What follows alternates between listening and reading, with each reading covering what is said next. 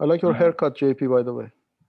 Oh, thank you. Yes, I like it too. Let it be officially noted that the group approved. You're officially out of the Brandom mode. Yes. Yes, fatally. Because you look a lot smarter than Brandom right now. It's too warm now to have a big beard here in Brazil. That's why analytic philosophy doesn't develop in Brazil. It's too warm for those beards. Yeah. Well, I think Brandon is an exception actually, but okay. Yeah, but it is a question why there are so many cognitive science or philosophers of mind that look like they were in Megadeth covers or cover bands. Yeah, Daniel Dennis, David Lewis, right? Yeah, there's a bunch of them. Chalmers, man, he's like a lead guitarist in one of those. And by the way, I meant to reach out to you, JP. You did a presentation on that Evans article. It was awesome. Yeah. I read your presentation afterwards. I had not seen it before. Both your presentation and Evans' essay. Which I did it with Pedro, who's here as well. Pedro, very good job on that presentation. It was like a tour de force.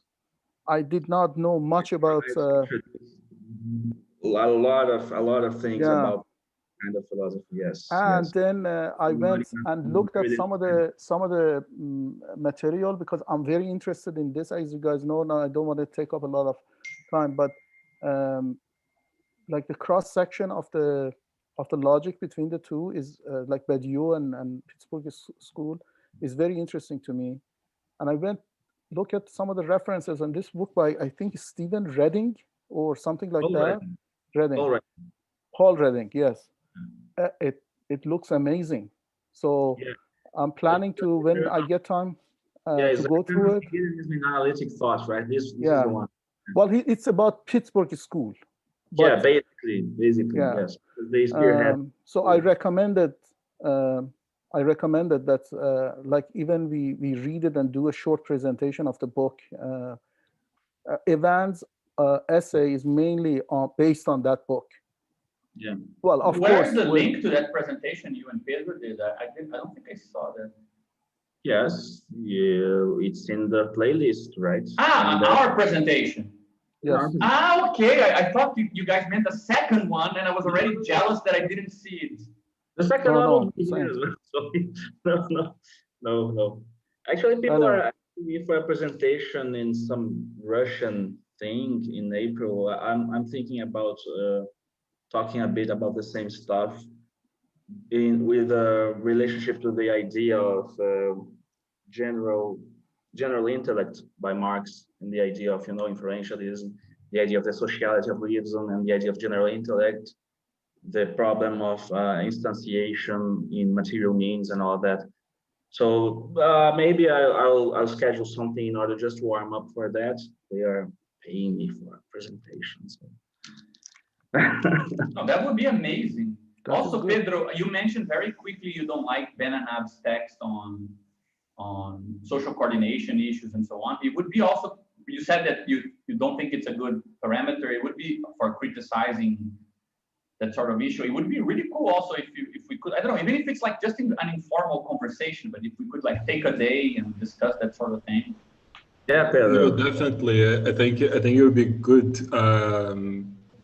Yeah, like I think there's like several things. I think like the problem is that, well, we can go into the text and do like a proper thing or just like talk about it, but I generally think that like he kind of makes a straw man out of like the idea of using algorithms for social coordination in a way that like okay, maybe like if you're talking about like really like simple things, like yeah, maybe, but like if you're talking about like like these like non-parametric regression sort of like general machine learning algorithms that have like literally billions of parameters, like you cannot actually say that like you cannot implement qualitative distinctions. Like I think that like you need to like convince us somehow that like that you know, well, we can get into like the sort of like both the nitty gritty and the more conceptual things about it, but I definitely be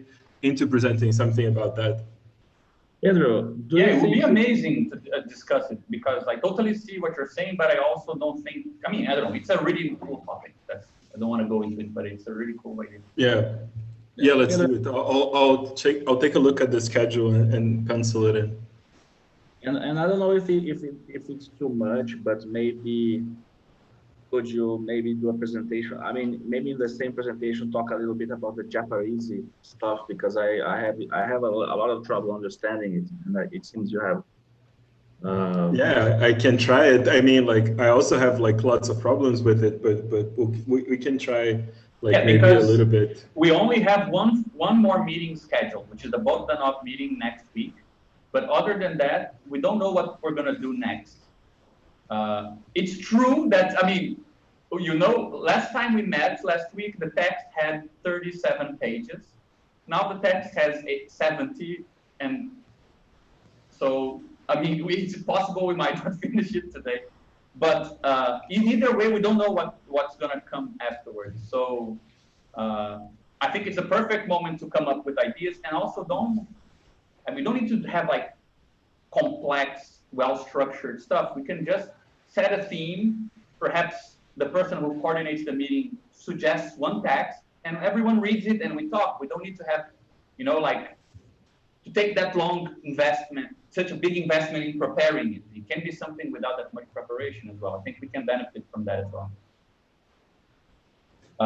Yeah, definitely. So yeah, I'll put it in, and I think, I mean, like maybe we can do like a really informal talk about Japanese. I think I'm like, yeah, like I'm not sure that I understand it so much better, but or that I can articulate it, but we can definitely talk about it, and maybe I can talk a little bit about the way, because I think like I understand it starting from random, and I think it's like a good bridge to sort of like computational theories of mind, or like what would it be like a plausible computational theory of mind. So we can get into that, because I think it also somehow relates to the idea of like the social coordination algorithms and the kinds of algorithms that could be used for that. Yeah.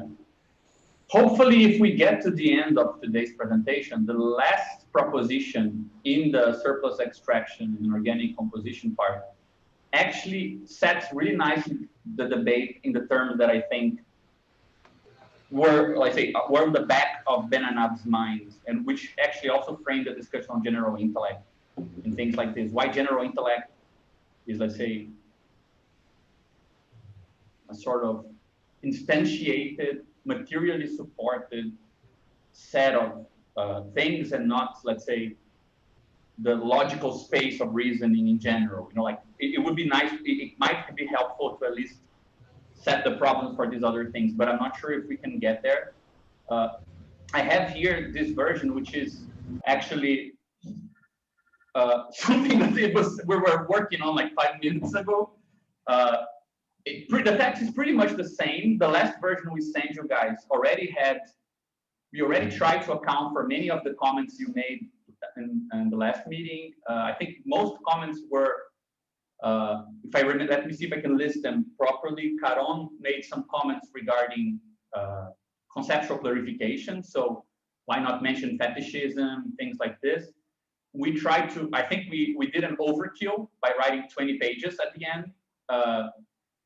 Though it's amazing how condensed the text really is, because when we try to start to unpack it, there's so much to actually write that we barely scratched the surface, I think. But so there were those issues with how we defined objective phenomenology, and a more question of principles and how to present the methodology and so on. There were, I think, Renzo mentioned the problem of how we define use sets, how we're mobilizing the idea of use value, and how we framed it. And I think a lot of the work this past week went into trying to add to the primer a more refined definition of that. I mean, I don't think we're going to go into it directly right now because it's on proposition 2, right? But proposition 2 changed a lot because of that.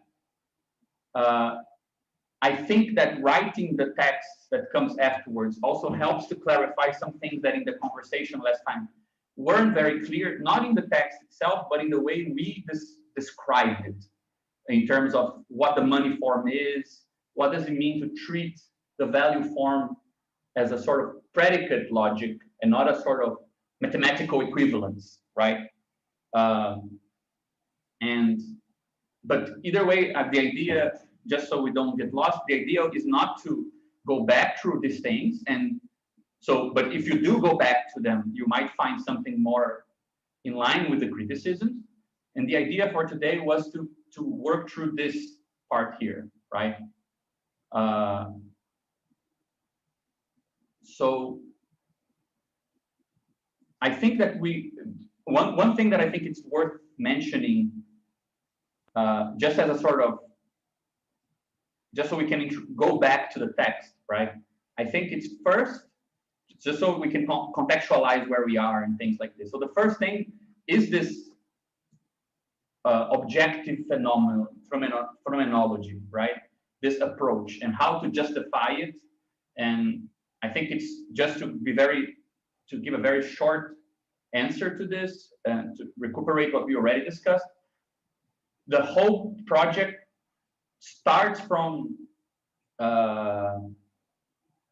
the idea that in Marx's description in the first chapter of Capital of the commodity logic, you actually get two different descriptions. One that takes from section 1 to section 3 of the chapter. So what is a commodity? What is the labor in the commodity, or the commodity related labor, right? Concrete and abstract labor. And then the construction of the value form. And then what's the most famous part, which is section 4, which is called the fetishism of the commodity. And we try to articulate in the conclusion, but we also added this to the beginning of the text, that you can actually distinguish there two methods. And it's weirdly enough, though we usually think that the first one is the correct subjective apprehension of capitalism, and the second is the objectifying, naturalizing one, right? Fetishism, reification, and all the terms that are connected to that. We kind of invert that order, and we say that the method that Marx uses in the first 3 sections is actually one of looking for what makes a difference for commodities. So to define what is the differences that are internally relate amongst commodities. And it is in the case of fetishism that he talks about how this space appears to us.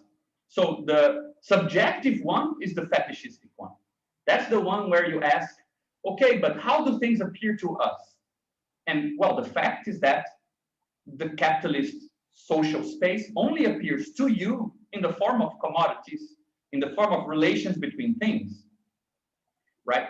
Let's not forget that even before that, in the first 3 parts of the chapter, thing is not even a concept of the capitalist world, commodity is, right? So when he says it appears as relations between things, it's because we shifted, let's say, the conceptual description, the description of how things appear to us, because the relation between private producers does not appear.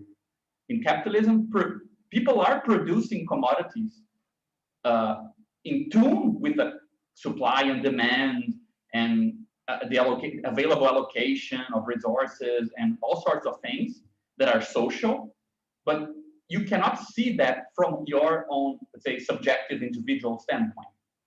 When you look at it from that standpoint, all of that is invisible, and you only see commodities and prices.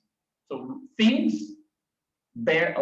remain social in a way, whereas people's sociality disappears, right? So that's the fetishistic, that's the subjective version, let's say. And weirdly enough, it's the first part, the section 1 to 3 on the value form, that develops and in fact culminates with the development of, let's say, construction of an immanent I right? The money form is something like a gaze that sees commodities from within the commodity world, right? It's like you constructed an organ that is sensitive to differences in value. Therefore, it's able to sense value better than you can sense it, right? So that shift in perspective that happens throughout the first section of the book, of the chapter, that's what we're calling objective phenomenology. We're identifying with Badiou's perspective, because Badiou's method is all about kind of latching on to the description of a space that is only considering operations that make a difference to that space, not operations that make a difference to you, right? So for example, I don't know, I'm hearing a song or some composition. There is a part in it that, to go back to examples that Caron brought up, that include a lot of like highly inventive dissonance.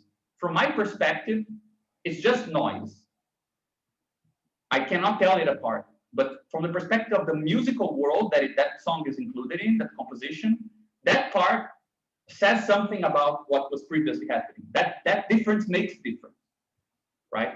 So that's, let's say, shifting the perspective between how you organize these differences based on what makes a difference to you, and organizing them in terms of how they relate through those differences, something like that.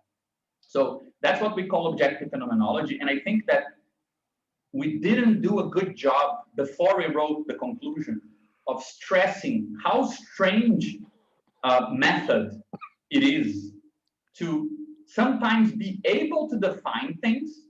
You know some things, you can talk about them. For example, we know that labor is different from, I don't know, other commodities because we see the difference. But it's hard to suspend that conceptual distinction and ask yourself if commodities can sense that distinction. Is there anything about the commodity world, the operations that are relevant to the commodity world that make labor different from other commodities? So sometimes we introduce things and we take a long time, like the path to arrive at a concept is much longer because we cannot simply, like say, trust the empirical fact that something is different or that we see it as different. We need to be able to construct it. That's why we added a sentence that I'm very proud of at the end of the text. Let me see if I can find it here.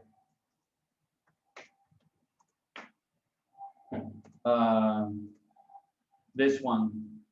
I think this is the rule of the game, pretty much. You're only allowed to construct an observable if you can construct an observing object. That's pretty much what we do. Like, if you cannot construct something that immanently feels the difference, let's say, you cannot say you constructed the thing that makes a difference, right? Those two things are constructed together. So you cannot say that things make a difference to you, even though sometimes it's clear that they do, right? But that, I think it's an important kind of proviso on method that clarifies why sometimes it takes 10 pages to state something like there is the money commodity, or, well, what about labor, right? So for example, that's a big distinction in our text that actually has a relevance to what we're going to present today. Because if we were following the way Marx introduces things in Capital, once we introduce the form of value, before we introduce the form of value, which is section 3 of chapter 1, we should already have introduced labor, because Marx introduces labor in the section 2 of chapter 1. But we do not do that. We leave labor out of it until we constructed an object that can see the difference of labor. And money is not enough to do that. From the perspective of money, I can buy a hot dog and some, I don't know, an hour worth of labor of someone, and that's it. I mean, it's the same thing. There's no difference yet, right? So you need more than that to be able to say, to construct the difference that labor can then make, right? Or influence or something like this. So sometimes it creates a complicated path And that's why we only introduce labor after we introduce capital, right? The commodity production point of view and the labor determination. And if you go back to capital, you will see that this is reflected in Marx himself. He introduces the notion of concrete and abstract labor in the second section of the first chapter. Then he forgets about it because it doesn't play any conceptual role all the way to chapter 6 or 7, when he then reintroduces labor as labor commodity and talks about its properties and things like this. So that's what we did. We waited until there was a, let's say, a question to which labor is the answer. Before that, there's no justification for labor to be particularly intelligible in the commodity world, to use a parlance that kind of applies to what we're doing. Yeah, so I think that's useful just to explain where pretty much what we did last time, right? We defined,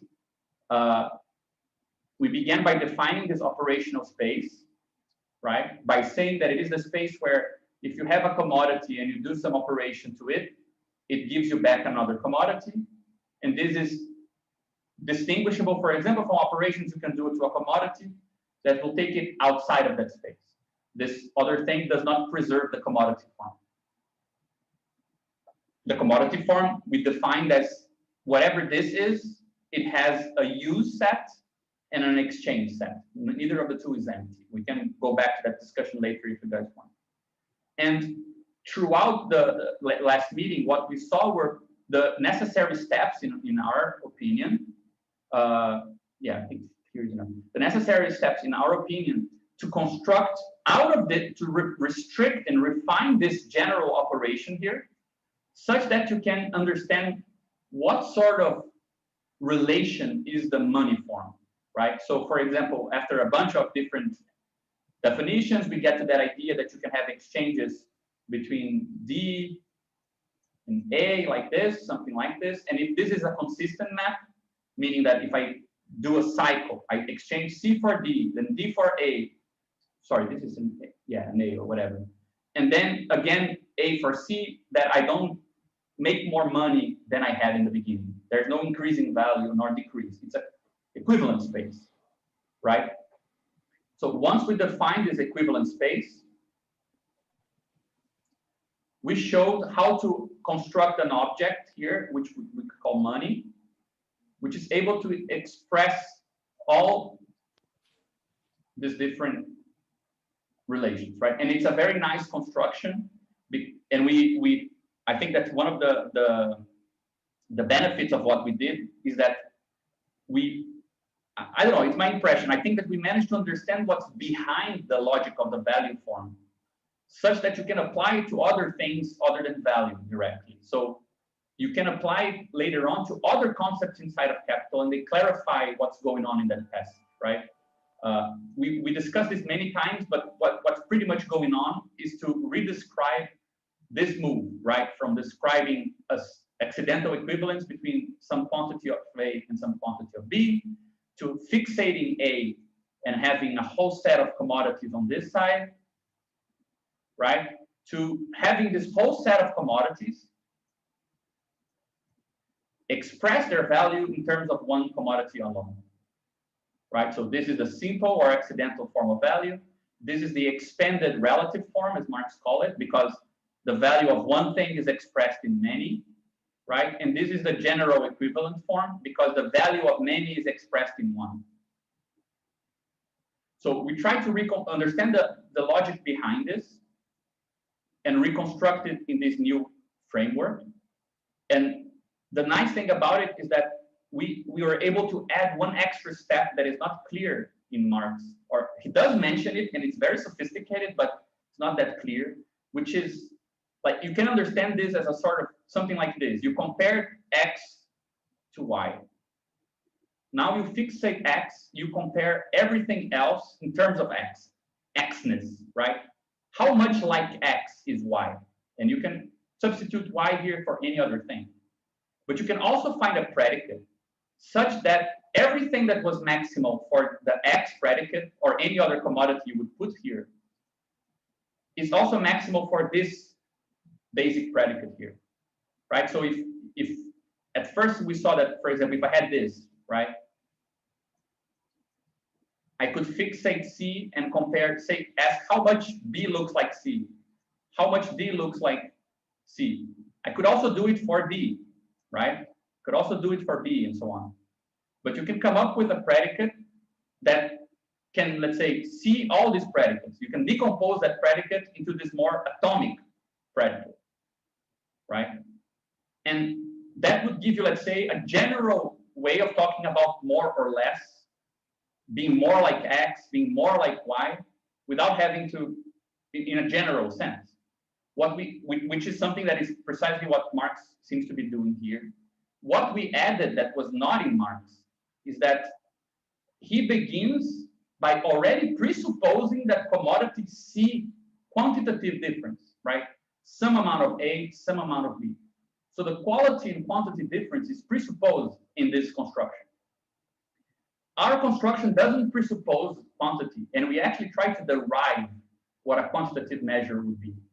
So after you arrive at this idea that there is some atomic predicate that can evaluate all others in this way, you can ask of it to have some property, which is a homomeric property, right? A self-similar property, such that if I have, let's say, M, and I split it in half, right? I have now here M2, and I split it again, all of these remain with the same quality, right?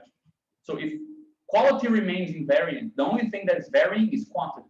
So you get quantitative, you extract quantitative information because of the quality of the object. So our point is, and Marx calls this the formal use value, the fact that some materials have in their very use, the very concrete body, the property that if you split them in half, they still have the same quality. If you split them again in half, they have the same quality. If you add them up together, they will keep the same quality. Like gold, like salt, precisely the commodities that usually become money. So having that homomeric property is actually relevant to the money form.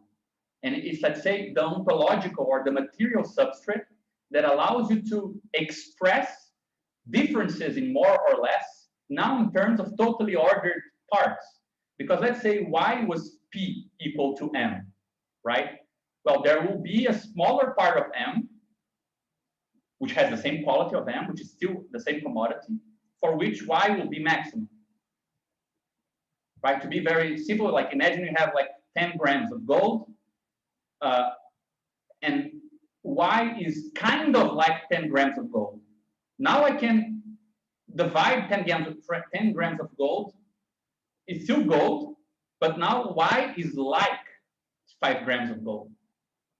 So now you found a quantity, but you derived it. You didn't start from it. You didn't presuppose it to find it. And once you find, for example, this, you might be inclined to say that 2M is 10 grams. You can extract the quantity on the commodity side as well. So I think that this is novel, and I think that it has a lot of consequences because it's a very interesting theory of how you construct a totally ordered measure for something that was previously not so. You had those more or less comparisons, and you end up with a commodity that is qualitatively stable, and only the changes in its quantity, right, in the cardinality of that part of the commodity, are assigned numbers, right, or something like this. You can complete that process. So we didn't simply want to deduce the money commodity the way that Marx does through these internal processes in the commodity world, but we also wanted to go a bit far and show that this machinery is a bit more powerful than the conceptual language that he was using, because some stuff that is presupposed in Marx's conceptual language, like quality-quantity distinction, substance, form, essence, appearance, like he uses that language a lot. Even if the two concepts exist separately, then they dialectically mix together, we're able to do the inverse. We're able to derive the difference of the concepts, right? So it's slightly different. And that's pretty much where we ended last time, constructing this money form and explaining that this, what we call the money compatible resolution, right? This idea that there must be in the use set, in this region of the material substrate of the commodity, some way of slicing, some way of defining that preserves that homomeric property, right? Is that minimally clear? Dennis, I'm not sure if I'm like, do you vouch for these words? Yeah, it's pretty clear. Yeah, I think I would just add that with the story about homomeric property, I mean, it is possible to count other commodities in terms of chickens, for example, or cows, right? Actually, every commodity has its own, like, kind of homomeric property, in the sense that, like, half a chicken is not a chicken anymore, but let's say, it's very natural to think of 10 chickens and 5 chickens and so on. But I think the homomeric property, like the one we're talking about, is really this, like, it's the highest resolution possible, right? Like, or highest granularity. So there is nothing, if you can divide any commodity, then you can do so with gold. Yeah, right? that's a really good thing. Yeah, so instead of having multiple rulers, like, I have cows here, but it doesn't properly measure this thing I'm trying to buy, like grains of rice. Like, I can't measure grains of rice with cows, because a single cow is already let's say 100 pounds of rice. So I can't measure smaller units of rice with cows. I always thought of that, that famous saying, a picture is worth 1,000 words. I always wondered, what do you do when you just want to say 900 words? Like, yeah, exactly. The picture can't measure 900 words, so you'd have to switch to a different ruler to measure 900 words. So the property of gold is, when we say that it is a compatible predicate with all the other predicates, that means there is nothing that any other predicate could say that money cannot say, let's say. Mm-hmm. Yeah, that's crucial. And this is captured in this topos commutative diagram, I think. Can I ask probably a more? I wasn't here last week. I just had this question. If you think that this was answered or some part of the text, you can point me to it. But one of the fundamental assumptions, as Gabriel mentioned, was that a commodity has two sets, which is a use set and exchange set. I mean, it sounded to me like use and exchange are more like morphisms than sets. Any reason that we didn't go with the formalism of morphism? We actually do now, I think. Like, the way now it's much more complicated, the way we're defining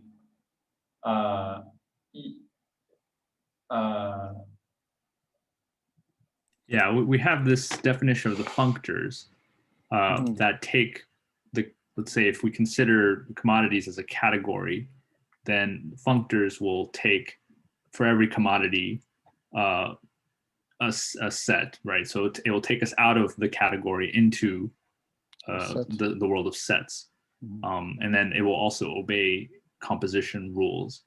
So there is that aspect, but also the sets themselves. Sorry, commodity itself is a functor.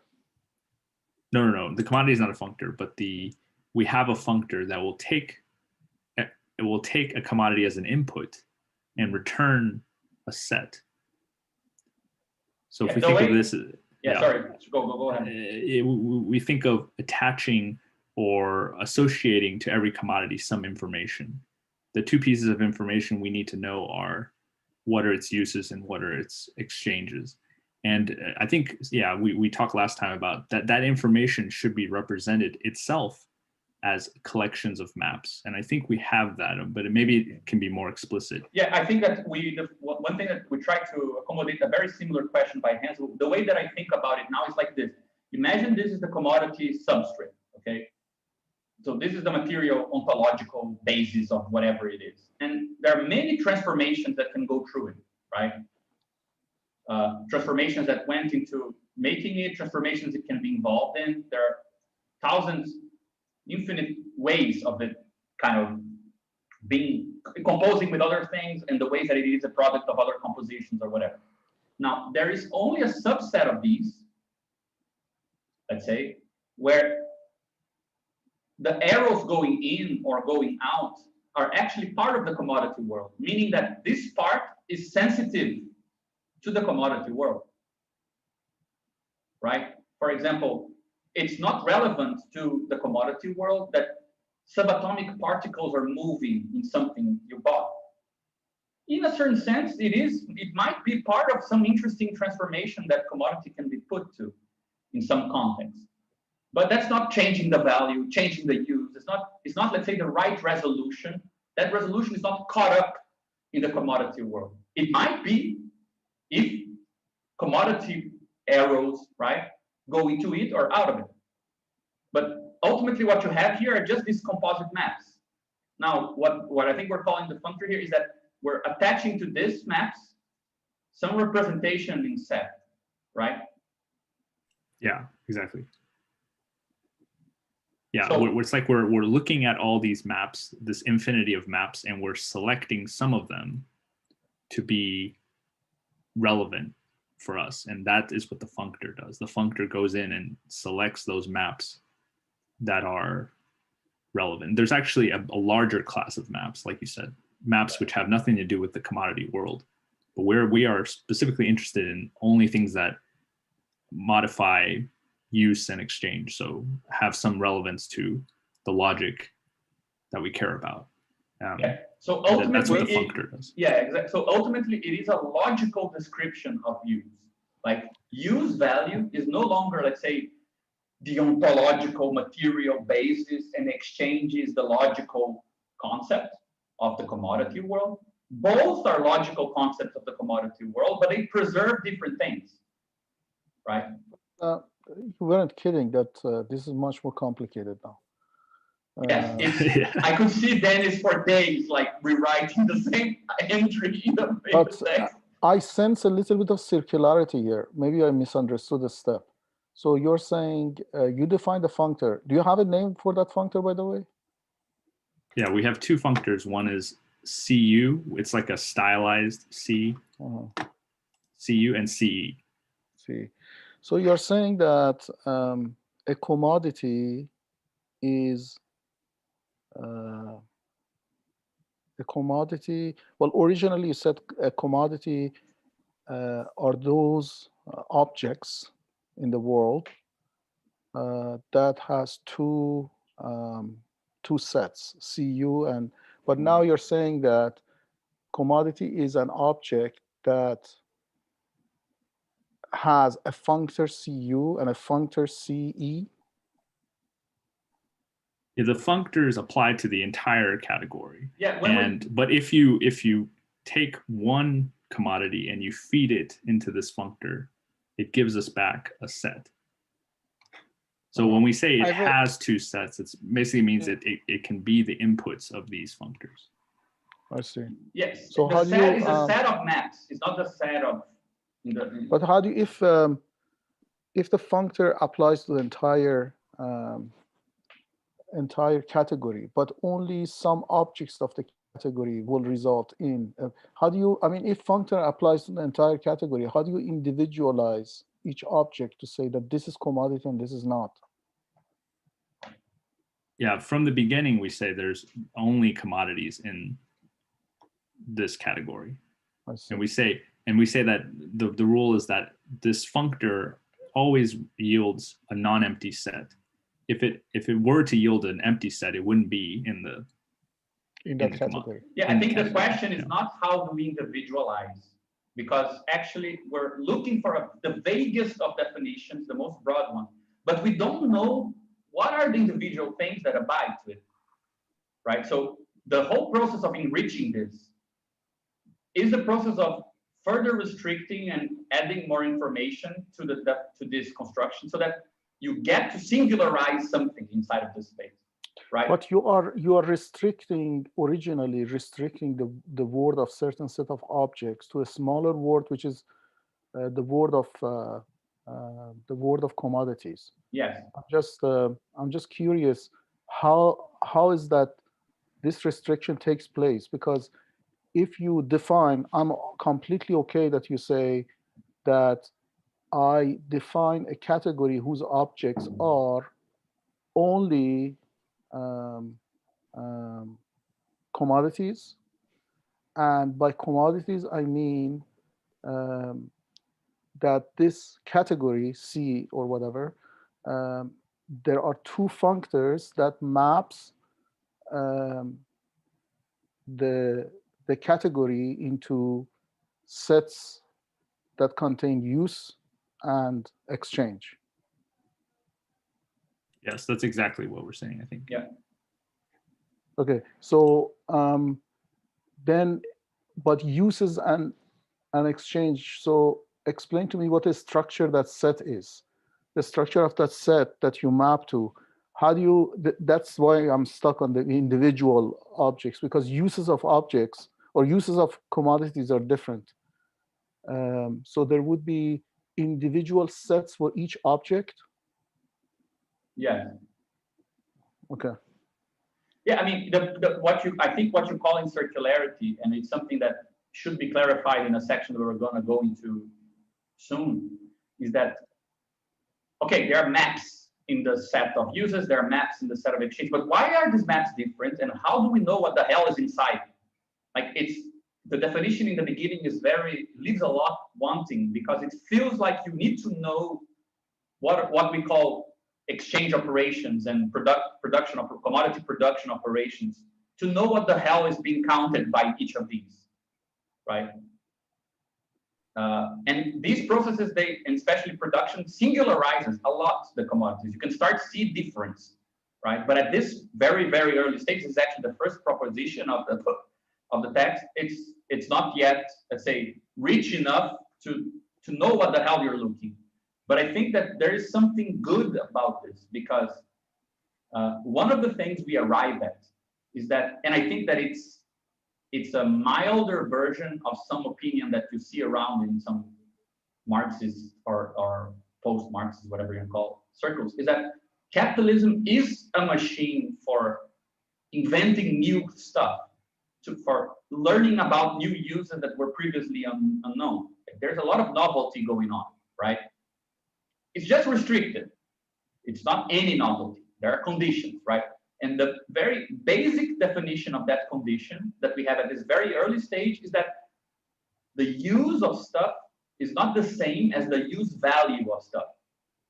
Mm-hmm. That little gap between what of a substrate of an object can be caught up in the commodity world, and the other stuff that object can be part of, in terms of weird transformations, compositions, whatever, that is simply shut off from that world due to logical constraints, right? That is the thing we're going to be exploring later on. So it's good to have that distinction already set very early, you know?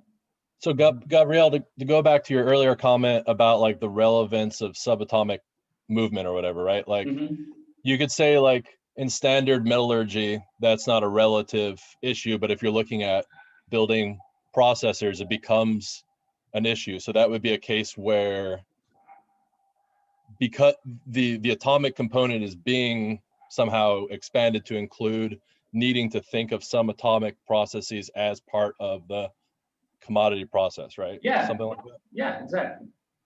That's a great example. Yeah. I want to ask also, how are we going to interpret maps between use sets? Right, because you're talking about CU as this functor. So how does it, for example, like let's say we take in the commodity world, right? A commodity preserving function could be like exchange of two commodities, right? I just exchange one to the other. So what does this functor do to like a one-to-one exchange? Yeah, so I think we were, although I still think we didn't go all the way to make spelling this out, but I think every CU, every use set has commodity producing maps. Actually, if you go to 2.2.9, 2.2. Yeah, like Gabriel, if you scroll down, it's in like one of the sub points. It has 4 2s. Now this is where you can use that index.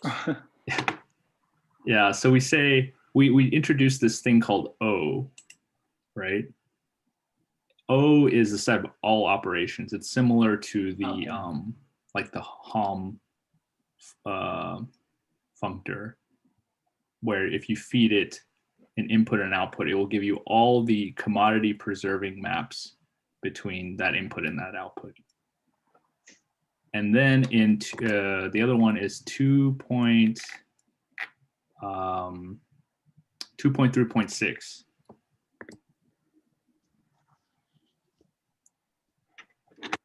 We then define CU, the functor CU, in terms of, or as a subset of O. So CU is a special set of arrows that go from C1, C2, our input commodities, to B. And these arrows are a subset of all commodity preserving. So that would be my answer there. Like CU is But the simple answer to, I think, the other part of the question is that, for example, exchange is defined in point 3 as the case where you have an inverse for the use sets, right? So if A is exchanged with B, that means that, let's say, you invert the use sets. So now whoever had use set 1 has use set 2, right? And whoever had use set 2 now has use set 1. If the exchange sets are equal. So if these commodities are set to be equivalent, you have like a swapping of, I mean, it's not a swapping, but you have this inversion of the use sets, but they are preserved, right? So exchange operations, they are, let's say, use preserving.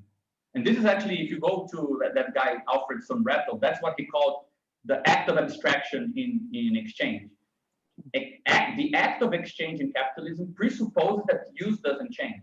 If while you are changing, things are mutating, you couldn't exchange, right? Of course, in physical world, they are always shifting, right? But for the relevant resolution of use, they are, in the commodity world, they are preserved. So if I was buying it because it's useful for something and it stops being useful in the process of exchanging, I stop the buy. Can I ask a question again? Wait. Sorry, go ahead. One last, just to what Dennis said also. So this ties into the commodity producing maps, right? That these would be commodity preserving maps that I guess like are useful to the capitalist world. Yeah, we call commodity preserving any map that the output is still a commodity. So we could say like exchange is use preserving, right? And commodity producing maps, they're not. Like these two things go into some new thing, right? Where the use set of this new thing, for example, might take parts of these, right? Yeah, they're distinguishable. Like the use is somehow like a non-trivial combination of the inputs. Where the trivial combination would be like it's just if you just group them together, that's not really producing anything. But if you were to somehow like mix their uses in a way that would produce a totally new use set, that would be that's producing. Mixing their uses and not their use values, right? Because something that was previously not valued once combined can become valuable, right? Yeah, the use values, I mean, at first, because you're buying things because they can go into commodity production, right? Or because they are simple consumables, as we define them later. I mean, I think some of the answers to this question become clear as we go along. But ultimately, I mean, of course, that if you change the use value set, so you produce a new commodity which has new use value, something changed in the substrate. So it's something changed in this general sense of use, right? But for example, from the perspective of somebody selling some object, so far as the use value was preserved, they don't care about other changes to the object. Like one is a bit more smudged than the other, one is has a slight defect. But for example, an artist who collects defected things might consider that particular defect to be relevant use. But that's not something that money sees, right, up to some point. And this is still localized to a bargain space, right? So let's say, for example, you were buying two chemicals, A and B, to make C. And for a particular bargaining space, the uses of A and B didn't have any value, but they could have value in another bargain space, right? But we're talking about localization at a bargain space level. Yeah, I think we should just distinguish something that will be very important later on, which is the difference between what we call the bargain space, which is possible exchanges from the standpoint of a commodity, right? So I have one commodity, I see what more or less is exchangeable with it, and the concept of consistent exchange space, which is the space already made consistent such that the business cycle is efficient and without arbitrage, right? So the consistent exchange space is no longer from the perspective of a commodity, right? Even if you shift perspectives, it's consistent, the evaluations. And that's where you get a money commodity. So yes, you're right with the idea, and that's why I mean that this is relevant because, for example, merchant capital buys something in a consistent exchange space and sells it in an exchange space where the use is different. So it might be more wanted there, or it seems more valuable there, right? So we want to have the means to talk about that. So it goes in the direction of what you're talking about. But I think that, so at the end of section 7, we have this idea of the money commodity, the consistency of a network of exchanges, what we call also a consistent exchange space. And you have this idea that within this space, right, whatever commodities you have here, whatever relations they can establish amongst each other, right, there is some version of the money commodity that can see that exchange. Right? Gabriel, when Yeah. we talk about use and exchange, we are talking about the use of a commodity for another commodity, not use for somebody who consumes it. Exactly. That's the difference between use set, use value, right, and use in general. For example, the use of I don't know, grease for a commodity production operation is a certain resolution where grease counts in a certain way, and other greases count the same. For an artist who uses grease to paint, right, this is different, right? So it is almost how an object appear or becomes part of the construction or constitution of another object. Yes. So like brick is part of the constitution of a wall, and a wall is a part of the constitution of a room. A room is part of the constitution of a house. Like following simple but use examples. Yes, I think that's pretty much it. In other words, it's a sort of compositional relation between things that go into the composition and the thing composed. That would give us this commodity producing operations. So if the product is a commodity. So can you give also a very simple example for exchange when it is not a subjective phenomenology? Like how would, from a pure objective phenomenology, what does exchange mean? Exchange is, let's say, compositions that preserve use value, right? Which is like what Badiou defines relation, right? A relation is a composition where the existence of the things being related is preserved, to simplify a bit, right? So insofar as the existence of the commodity is tied to its use and exchange set, and an empty use set means it doesn't exist as a commodity, right? So exchange is a sort of operation that when the use value doesn't change, really means when the constitution of the object does not change. Exactly. So logically, or at least operationally from the space, from the perspective of your transcendental, exchange takes place between two objects when object A and B, when they are exchanged according to the operation of exchange, the functor, B has the same constitution as it had before. Yes. I.e., it has constitution parts the same as before. Mm-hmm. Yeah, I have a slightly different thing that I wrote on. We talked about on part 3. Actually, yeah, exactly number 3, where it's just in terms of arrows, it just means the arrow has an inverse, because if you say that nothing has changed in the constitution, that means that you should be able to reverse it, right? Mm-hmm. So I don't know if that's exactly the same as but it's from a purely operational standpoint, it means that operation is reversible. You actually don't need to say that something swapped or I think that's a much more beautiful definition, because if you consider what a commodity exchange proper, right, is at its most basic, like compared to contracts and compared to reciprocity, none of the others are invertible in the most basic sense, right? Commodity exchange, it is a nice definition that it is the only case where what was done could be undone, right? Whereas if I gift you something, you cannot gift it back to me exactly as it was.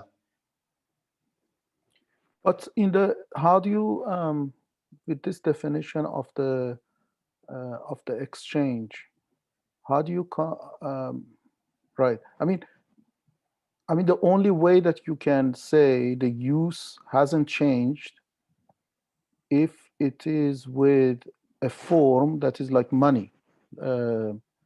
Whereas if in the form of barter, the use has changed. No? Why? Because, like, for example, No, the use of the two commodities still exists. So I had a cup, it has some uses. You had, I see. Milk, it has some uses. Yeah, the uses of milk and the uses of the cup are preserved. Right. I keep confusing, I think, use value with use again. And I think that the other thing is important is that, without property contracts, which are not commodity concepts, they are state contract concepts, all trades could be invertible directly. Like, I sold you something, you say, give me back. Like, I don't want it anymore. It's the same. You don't lose anything from the commodity point of view, because the two things are still the same and the value is still the same. No value was lost. It's the alienation in the property contract that establishes this sort of non-invertible constraint on the otherwise invertible exchange, right? From the standpoint of contracts, if I sold you something, we cannot undo the buy. What was sold, right? It's your problem. But identity operation also doesn't change the use value. Is identity operation a form of exchange? Yeah, we call it a self-exchange. Okay. Sorry, I'm not well versed on your text, so I may be asking things. No, guys, this is important. This is helpful. I just mentioned this thing about the property layer because it also helps us to move along a bit with this new idea. This is something we sketched in many conversations before. This is neither in Marx nor in Badiou. It's something we took from Kojin Karatani, and we didn't really develop it that far. In the conclusion, we say it's like introduced in a quasi-formal way. It's enough to be operational within the text, but it's not enough to be, it would require a lot of work. And there's an interesting literature on the topic of multi-layered networks or spaces that have many layers, that it's interesting to treat them separately and look at their relations rather than treat it all as a flat thing. But the problem is that this literature is usually concerned with predicting the probability of some events based on the weights of the layers. So we're friends in offline space, we're also friends in online space, we're friends in the workspace. So the value of the nodes that we have in each of these spaces is influenced by the weight of these values separately. Whereas if I'm not friends with you in the workspace, but I'm friends with you in social networks and outside of work, the probability that the weight will change and our relation will be formed in the workspace is great, it's big, right? So it's usually thought in terms of probabilities and how they map onto these matrices and relations. They are not really, nobody's really trying to formulate this problem in a way that is so clearly attuned to what we're doing, where we don't want to simply talk about how, let's say, relations in one layer induce relations in another or other way around. But we want to consider this almost like you have three spaces, right? And sometimes to glue separate parts on one layer, you can use operations in the layer below, things like this. So it's slightly different, and I don't think we have found, I mean, probably there's a lot of research to go there, and also a lot of research, we'll get to this in a bit, a lot of research to define the other transcendental layers immanently. So pretty much what we did from proposition 2 to proposition 7 on the money form, what would this look like for social contracts, for reciprocity relations? We have no idea. So we tried our hand at this. We can probably discuss it some other time. I'd love to talk to Thiago about this. I've been scratching myself not to annoy him with this, but you'll see that we need this. So the thing is, the first distinction that we make with regards to Badiou is that we call this space of operations closed under composition of its parts and equipped with this complete Heiting algebra that allows you to assess the degrees, right? Assign degrees to these relations, a world, right? And the complete Heiting algebra, the transcendental. And since we showed what the commodity space is, and we showed the money commodity and the price structure, we call this commodity space, right? This space closed under composition of commodity parts, a world. And we call the price structure induced by the money commodity the embodiment of its transcendental, right? It gives a material existence or an internal existence to these degrees inside that world. So pretty much this follows the whole greater logic of logics of worlds, and it gives a definition of the commodity world as a world, right? But this is where we diverge. We say that transcendent, this definition does not require the exclusivity of a single operational closure. So just because you have something like this, that you can reach the limits of this space, right? You can reach these limits by looking at commodity preserving operations. That doesn't mean that, for example, there are other ways of exploring the same space, for example, with a different operator that sends X to X, for example, right? Some other sort of function that, okay, it explores part of it. It reconstructs or projects the same stuff in a different transcendental light. So what actually defines for us, let's say, a transcendental is the reach of this closed space. So we call a multi-layer transcendental a world that has more than one relevant operational closure. We call the dominant transcendental logic the furthest reaching one, meaning the one that can see the most, right? In the sense that we were talking about, like you can construct objects that will be able to tell the most differences, right? That's what maximally reaching means.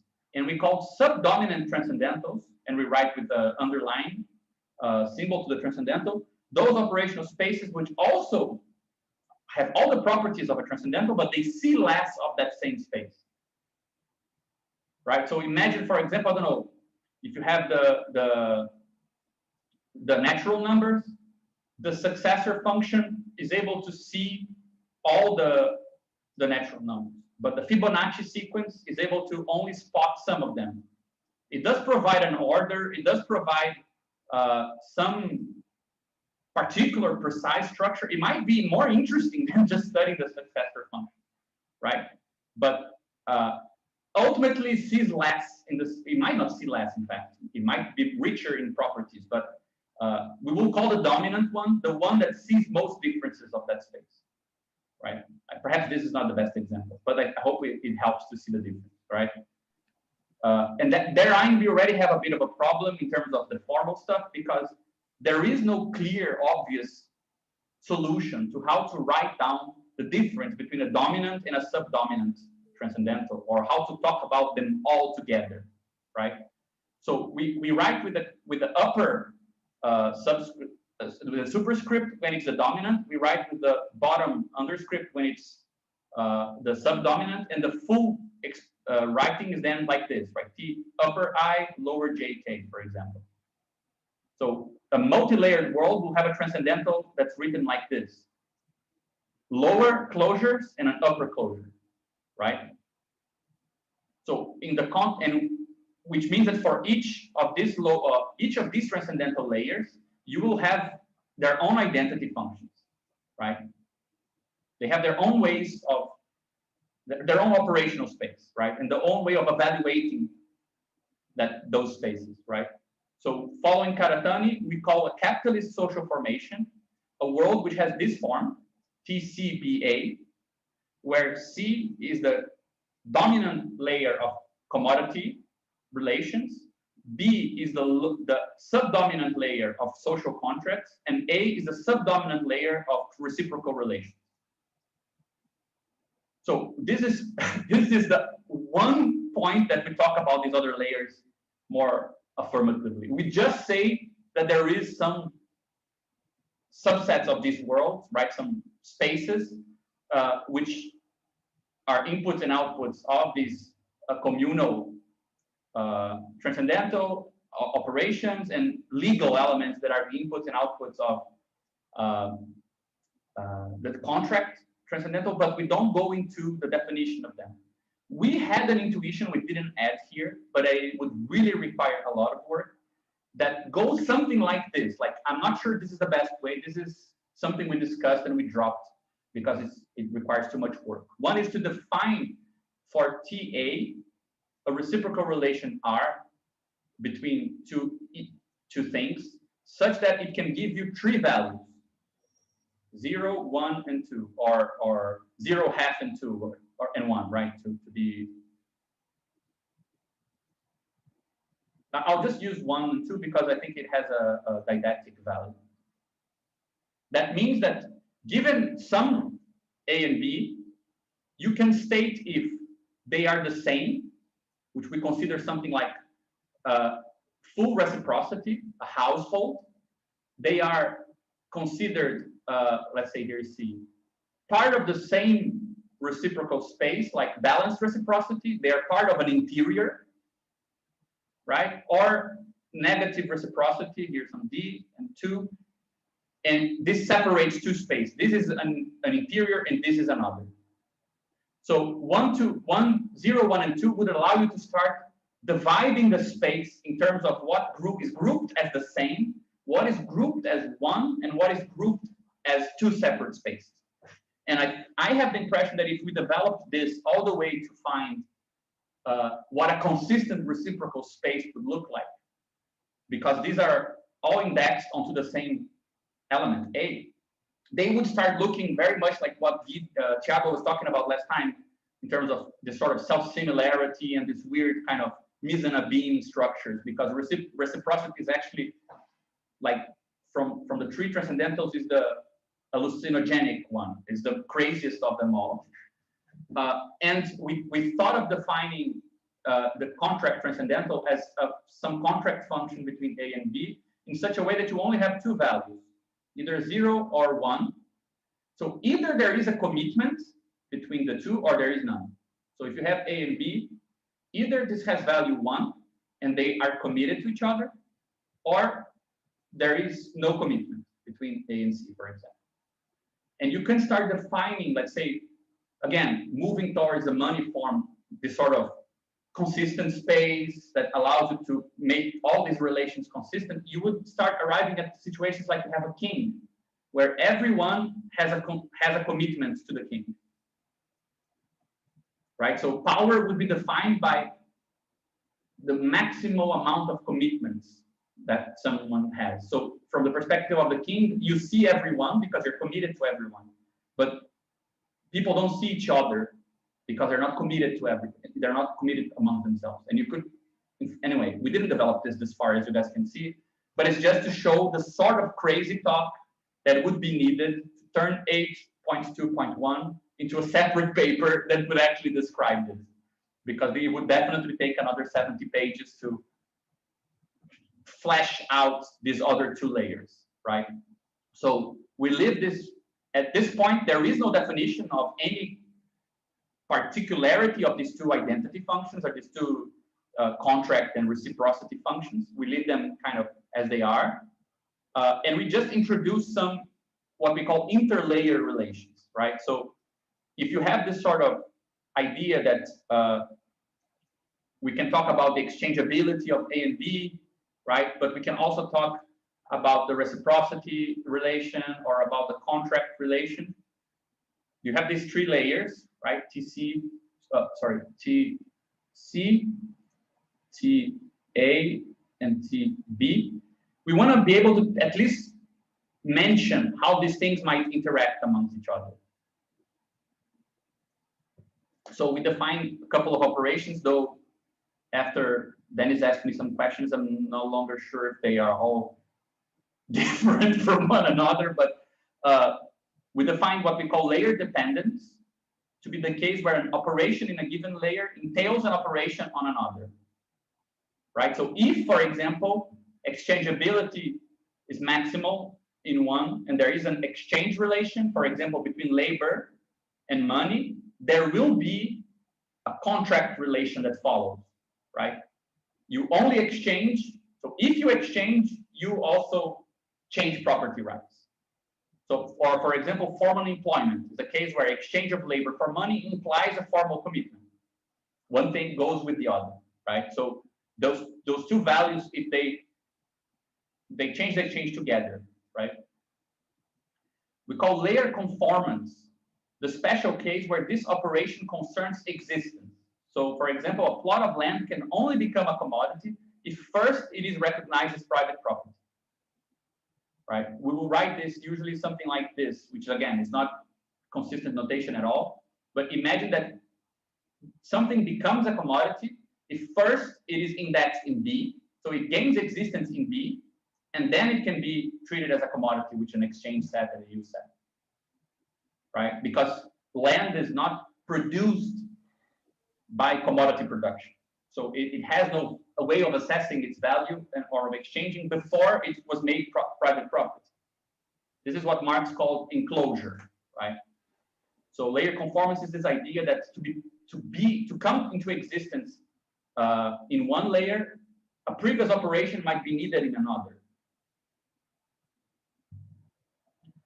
Then we call layer exclusion is something like the inverse case, where existence in one layer implies inexistence in the other. So the classic case in political economy would be the fact that for labor power to be a commodity, an individualized property commodity, housework and unpaid care work needs not to be a commodity. Because if housework was counted as commodity relevant, right? If that work had value in the commodity world, the cost of the labor commodity would rise, and no minimum wage would cover it. So there is only the labor commodity if there is no housework commodity, so to speak, right? We'll get a bit more into this later on, and we define one last one that's the one that Dennis mentioned, that it doesn't seem like this is a separate one. I'm not sure how to define this if it's not correct, but it's the idea that there are operational paths that are not available in one case, and they're kind of mimicked by some operation on another layer, right? So that, for example, there is no jump from A to B in one layer. There's nothing here, right? But if you look at it in the other layer, there is a jump to this, and then you come back, right? So this would never happen, and we will see a case that's exactly the case. This would never happen, but if you treat it as only being part of some other layer. And the case that I have in mind here is, as the example we give here, how do you explain usury capital, right? The case where money becomes more money. That should contradict the law of consistent exchanges. But first you reduce money to a gift. Then when you give it to someone else, they owe you something more than what you gave. And now you reindex it through a contract, right, of loan, for example, on the commodity space again. So you use the reciprocity logic to glue together impossible paths in the commodity space. So I'm not sure if this is that different from dependence, right, where one thing depends on another in a different layer, but it has some field that is special. I don't know how to define it. Yeah, that's what I was confused. I thought it would fall under dependence because the synthetic act of lending is based on a different layer, but it has been, let's say, reified or promoted to, I mean, because you can talk about lending in a commodity world, even though it isn't naturally part of the commodity world. I mean, it's like a part of the everyday predicates or language of commodities, and you can actually treat it as itself a commodity, right? Debt can be sold as a commodity, so it seems like, you know, it's part of the commodity world. Yeah, the thing that I think that now is clear to me is that layer collapse implies that an impossible dependence, some implication that is not possible in one layer, is made possible by another, right? So when I exchange labor for money, and this also entails a social contract between buyer and seller of labor power, there is no contradiction going on, right? We didn't do anything forbidden in any of the two layers. But when I treat money as a gift and I introduce credit as a relevant category, which is not a monetary category, it's a reciprocal category, like David Graeber studies this in detail. You have credit systems much before you have consistent commodity spaces or anything, right? You're actually going to bypass an independence at the level of commodity world by a dependence on the level of reciprocity. So you're almost doing something that looks contradictory or impossible if only commodities were looking.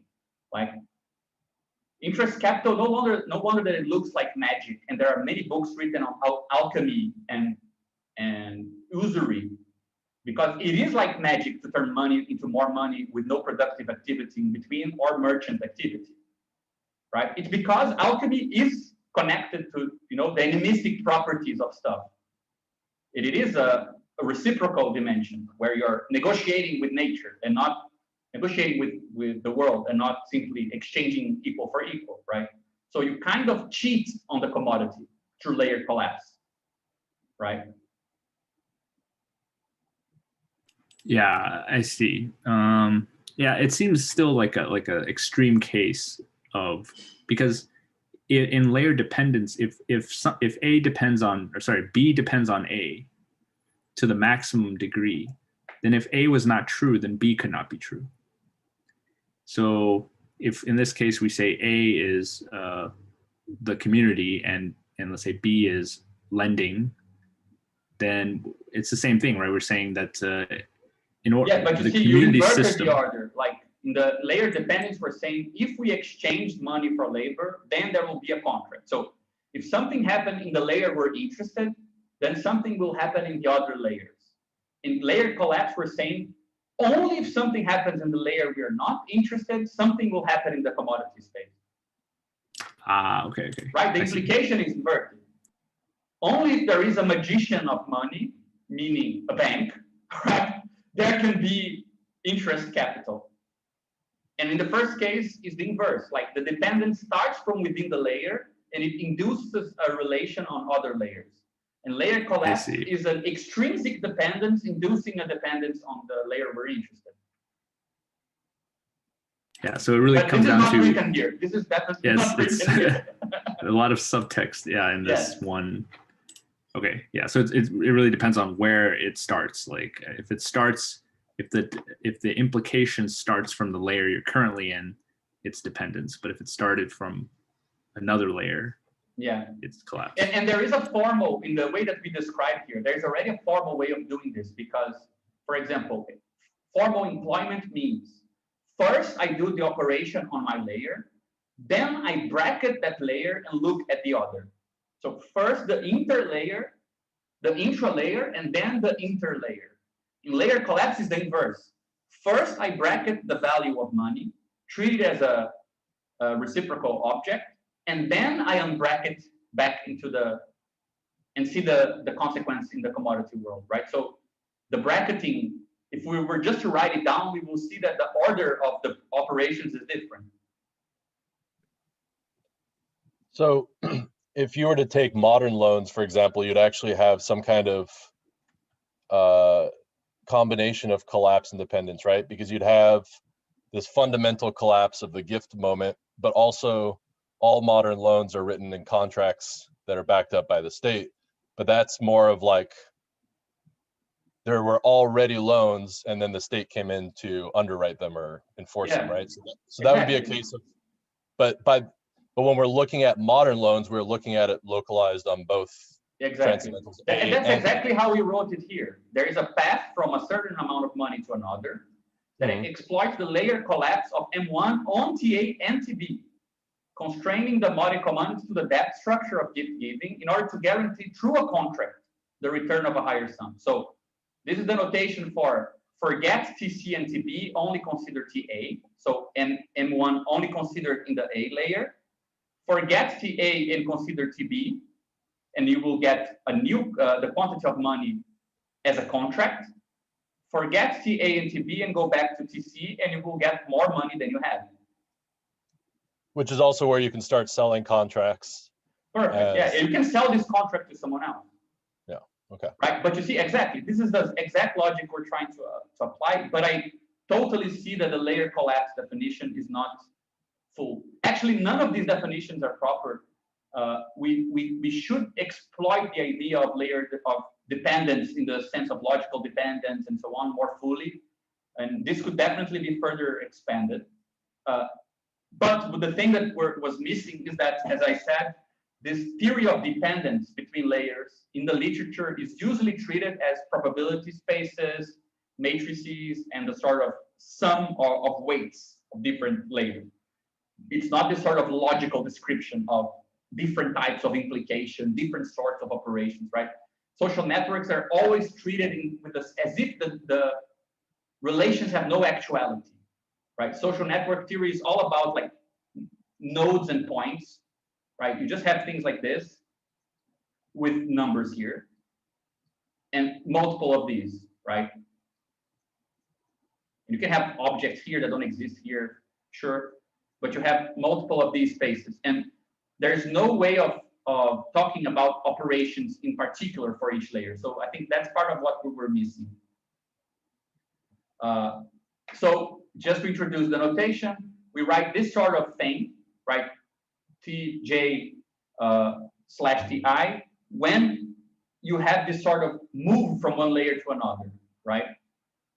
The sort of conditioning or relation between them. So for example, Tj / Ti means that the object in layer J is it's only considered in layer J and Ti is bracketed, right? Or the inverse here. Now you undo that slash, for example, and only consider Ti, right? So you invert. Again, this could be much better described, but I just think that if just with this stupid basic idea, you already get a very rich language to talk about the sort of change between games almost, right? And how there is also a game of how to do this, right? So for example, when you're talking, no wonder, and we go into this, but if just with this stupid definition, it becomes clearer why credit implies an assessment of your place in a community, right? Your credit score. Are you trustworthy? Are you part of this? Are you here, right? You don't lend money to people you don't know anything about. or to companies that in no sense are part of the same community of corporations, whatever, right? There are conditions to belong. Whereas merchant capital will explore the inverse. It tries to go beyond the limits of a community. It does not wants to trade within reciprocal rules, right?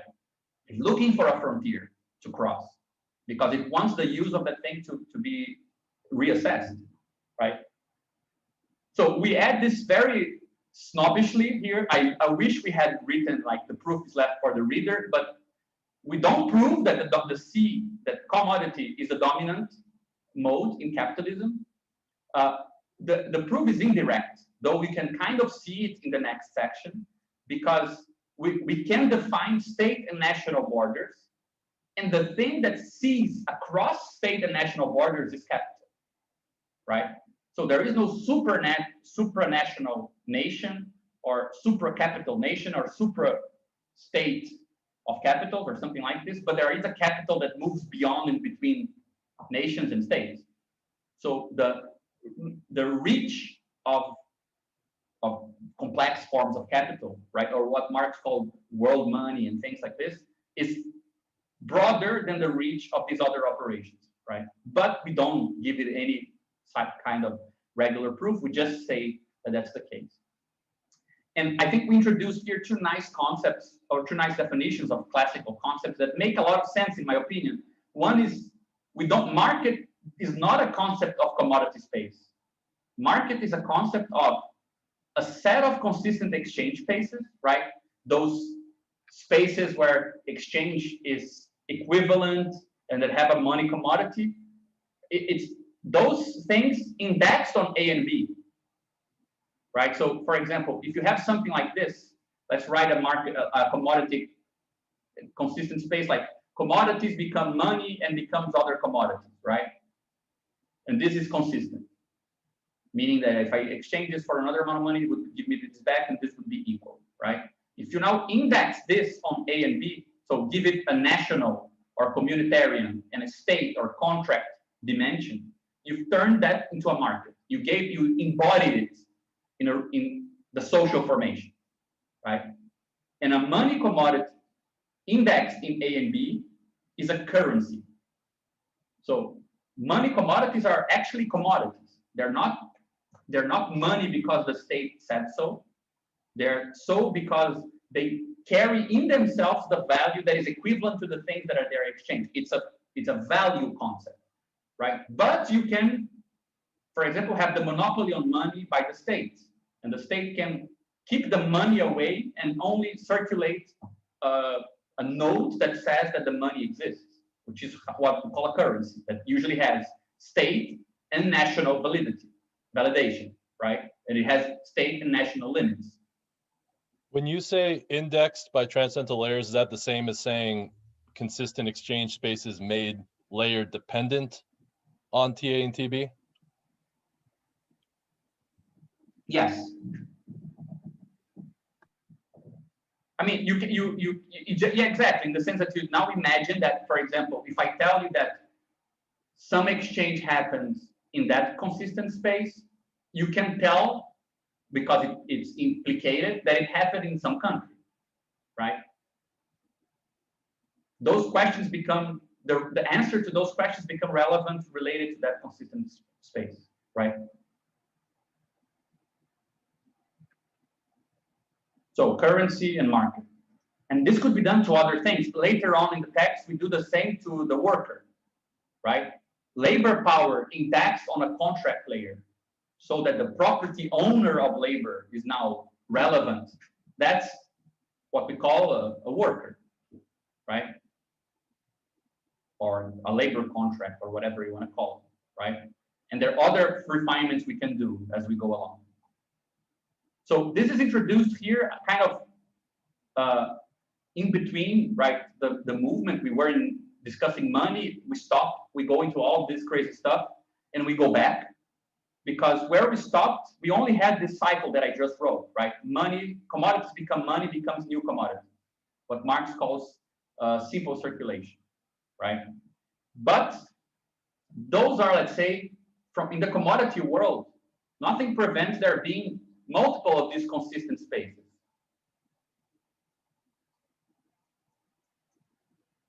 So we can inquire into the relations that go like this, for example, right? Or is there a way of considering this, seeing this as a thing, right? So this is how we introduce this other formula here. Money, commodity, more money, because this means one exchange space, everything that can be exchanged for money, right? For some amount of money because of some value invariance. But now at the end of this formula, we are seeing the same commodity being exchanged in a different value space, right? It's valued more or less. So we're inside a different space of equivalence. Some inequivalence seems to have happened here, right? So our point is now to define this object called K, or capital, which we will, our initial definition of it is simply to say that given a commodity space here, that some amount of money is, say, C's, and given some other commodity space that some amount of money C's, there is this thing here, this arrow we call K phi, which we call capital, which is pretty much money making more money, right? But we don't know if this holds, like what needs to happen for this to consist, right? The first thing you can already see at this point is that this is an inequivalent exchange, right? Because all of these things here have the same value and all these things here have the same value. So capital is seeing across different values, right? And what we want to see is the paths that are possible for this to be possible, right? So first, yeah, I just sorry, to add there, I think to be more precise, like the arrow itself should be the valorizing path or the valorizing relation. Yeah. And K phi is an object which has some universal property that it can see these valorizing maps. So it's like we're enriching our category with a new concept of, because before you only had exchange arrows and you had this vague notion of production arrows, but we had no concept of money becoming more money. That's a new concept. So that's what the V is. And K phi just has the property that it sees these V maps, which also means, it makes some diagram commute in this category. Yeah, so we spend some time here to show what it means to construct this diagram. I'm just going to go slightly faster because so we can go into the other stuff. But we can go back if you guys want. So what we want to show, right, is that capital operates at a higher level of abstraction than money, where money sees equality, right? When I have a bit of money and I go into like a food truck or some other hipster gathering of options, like in a shopping mall, I see, like, you can imagine that all the things that are equivalent to the money that I have, they kind of pop up. I can buy a hot dog, I can buy an ice cream, I cannot buy 2 ice creams, or I cannot buy 2 hot dogs. So you can see the equivalent things kind of appearing, like, right? Money senses that equivalence. But capital, when you come to the market with capital, which looks from a lower degree of abstraction as just money, right? But when you come with it in this dynamic money, right? Money that wishes to be more money, so to speak, you won't look at things just because they're equivalent. You will look at things that allow you to take a path that will give you more money later on, right? So for example, this is a classic case here in Rio. When it's ridiculously hot, automatically some guys look at water bottles and they know that it's better to spend their money on water bottles that they can resell for tourists in the beach for more money than to buy directly their food, right? So you're seeing the sort of dynamic range of commodities, the fact that they can become some more money than they're currently worth. You're not looking at what they're equivalent to in that moment, right? It's almost like you exchanged a fixed wooden ruler for a sort of elastic ruler that can measure the elasticity of the object and not just its current extension, right?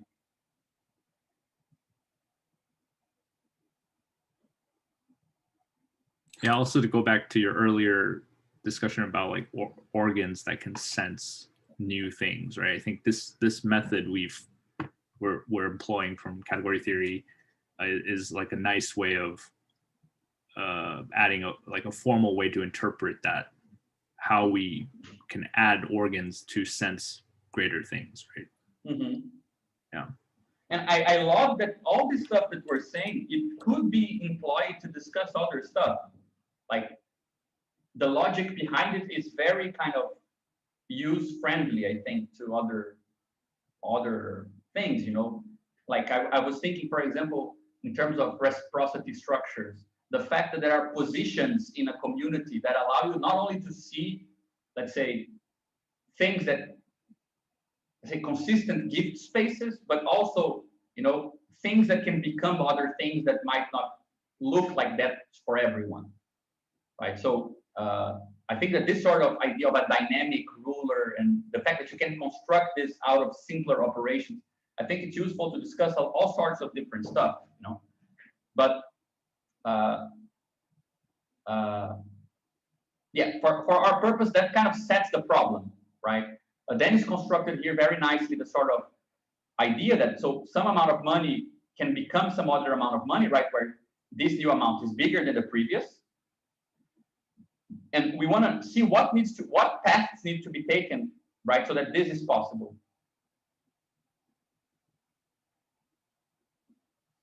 So this is how we introduce the distinction that Marx makes between the three forms of capital. So and you can kind of recognize this upper part here, right, being this phi function that is valorizing, right? It's taking us from some money equivalent space to now a new equivalent space, right, of more value. It's relevant to introduce the idea, we mentioned it before, of trivial ventures, right? When the value is just preserved, right? We can talk about degenerate ventures. I bought a bunch of commodities and I made something that is worth less than the commodities that I bought. It's like degenerated, right? This capitalist venture. There are trivial ones.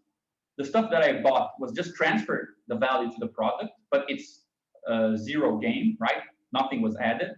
And then there are non-trivial ventures or valorizing ventures where more value is found in the end of this path, right? So we already kind of introduced the idea of interest capital as a path that exploits layered collapse, right? So there is this bracketing operation so that within the commodity layer, there were no commodities employed other than money. You had some money amount, you do something that depends on other aspects of the capitalist world, and it gives you back more money without any productive or any merchant activity, right? You didn't buy bottles of water to sell them on the other side of the street to tourists. This is how we define rather merchant capital, right? Here is actually our current attempt of writing what this means, right? This lower part. It would mean that you have the exchange function, right, of something with itself equals the reciprocal function of it with itself, right? Which here is on TA. So the existence of it on the commodity space is made to be the same as its existence on the reciprocal space, which yields a larger amount of money as a counter gift, right? And then that counter gift is which is this here, right? The first amount is equal to the same, so or is related to the second, it's the return, and this is indexed in a contract. So it's just a simple idea to how to notate this, but it's not really that consistent. But then we get to merchant capital, which is a second path from M1 to M2. But you first buy, right, some commodity with money inside the commodity space, so an exchange between money and commodity happens. Then you bracket the commodity layer to only consider the commodity in communal and contract terms, right? And M1 on AB, right? And the condition here is that it needs to become outside of the community. It needs to go outside of the market, right? It needs to go outside of the space where it is made to, it's held to be equivalent to everything that can be exchanged there, right? Once it's outside of that, you can reindex it back on TC and sell it for a different amount of money that might be larger, right? So it's also a path outside of the commodity space.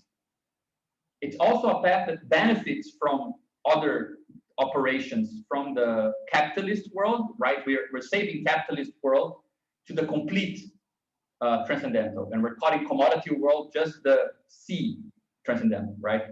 So merchant capital also exploits the rest of the determinations, but in the inverse sense of interest capital, right? While interest capital is exploiting what happens inside the community, so the internal reciprocity relations, the merchant capital is exploiting, let's say, the outer sphere of the community space, right? That part of the world that is outside even the negative or rival evaluation of what is considered the other, right? Which is exactly where silent trades and things like this might take place, right? So you go to a place where the commodity is reassessed in terms of its contract placement and its reciprocal placement, and then you sell it there, right, for more money.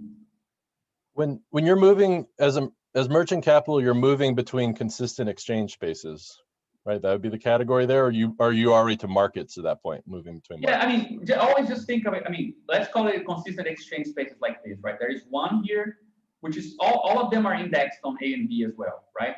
Then you have the consistent exchange space 2. They're also indexed on A and B as well, right? Because So what I don't understand is if the commodity is being removed from one, nation community and taken to another nation community, wouldn't it be stripping the commodity of any appearance of AB rather than indexing it to AB? Yeah, wouldn't it just be taking the pure commodity? Yeah, but you're indexing it. I mean, just because you're right in the sense that it's a negative movement, right? Like I'm taking it, let's call this like A1 and B1, right? Because there are many states, there are many communities, there are many nations, right? You're taking it away from A1 and B1 and bringing it to A2, B2, which might be another state or might be a legal space, which is also a contract determination, right? It's outside of the law. Or it might be a place with no communities. It's like a, exchange that has no communal structure. But it still was a matter of going beyond the boundary of a community and some contract space. Right. Yeah, we can also consider the whole topic of import-export laws, legality of different things in different places, right? So like you might take something out of a community, but that doesn't come without a cost itself, right? That even the act of removing something from this, like a certain nation / community, it itself can be regulated by that. I mean, that makes sense. I guess it's more, my thing is more a question of notation, because it seems like to me those two should be reversed, where we're talking about the commodity between C and M1 should be TC stripped of any appearance of AB, because it is just a commodity between spaces. No, but and yeah, but look at, think of this. To a new space, just like when it's brought to a new space and then it's submitted to export, to regulation, to all that. Yeah, that's when it's reinscribed. Yeah, but look, this is no. I think you just misunderstood this notation. This notation doesn't mean what was done to the layer. It just means the space that is relevant. So the space where some change is going to happen is AB. The change being removed from A and B, but that's still in A and B. So forget about TC for a moment and let's talk about operations of community and state. What the operation in this case is removing from a community, removing from state regulation. But the notation is not describing the operation itself. It's just describing the relevant layer where the operation is happening. Yeah, I actually think maybe this will make it clear. I think we missed a point here, which I think this arrow should actually point to another C, and then we should have an arrow S that goes from C to M2. Yeah. The problem, actually, my opinion is that this here, this thing you just said should happen here in the bottom, right? What we want to describe is something like you have M1, you buy commodity, then you have an arrow which reindexes the commodity on another world, another state, so a new indexing of these things. Then you have the consistent cell for M2 in A and B, right? Something like this, and then you bring it back. So that makes a lot of sense. Look at that. Right. So this would be like, let's look at A and B changes. So T and B, forget about TC for a second. Then you have the operation of changing of actual cell in this new consistent space. So this is a TC operation, right? And then you reindex this on TC and forget A and B, something like this. Anyway, I mean, I don't think we can solve this right now, but I hope you guys get the idea and you see the problem as well that we're facing, right? How to come up with a nice notation and kind of functional description of this sort of operations, right? It's still a bit messy. Yeah, definitely messy. But yeah, it does capture something. Like, I think the intuition is there that these arrows don't come naturally from the commodity world. Yeah. They come from somewhere else, but you need those arrows to complete the logic of capital, right? Because capital is more than just consistent exchange spaces. It has to exploit these other resources to valorize. And I think that this helps a lot to understand why Marx says something that is very cryptic. In Capital, he says, merchant and interest capitals appear much before capitalism. They are the antediluvian forms of capital, but industrial capital is the pure form of capital. So why is the late one the true form or the primary form, while the other two are the, let's say, they were already there, but they don't really tell us about the concept of capital? It's because the other two rely on this sort of crossing of borders, right? Or they rely on other layers. Industrial capital is the first form of capital that does not rely on other layers, right? So that's why we say, rather than exploiting interlayer transcendental relocalizations, right? Industrial capital constructs a path through compositional transformation.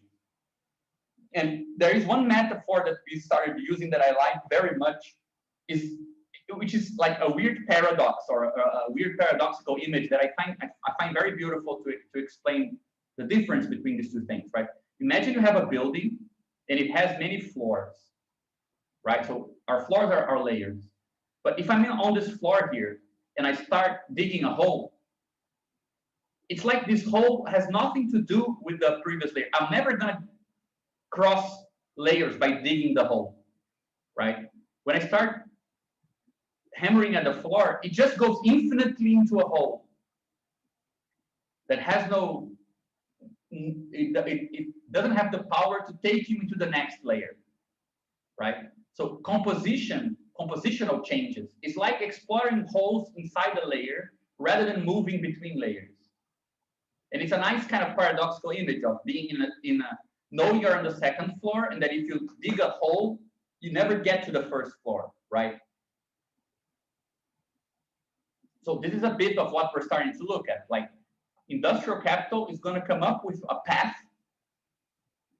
from M1 to M2 that doesn't require you to move between layers.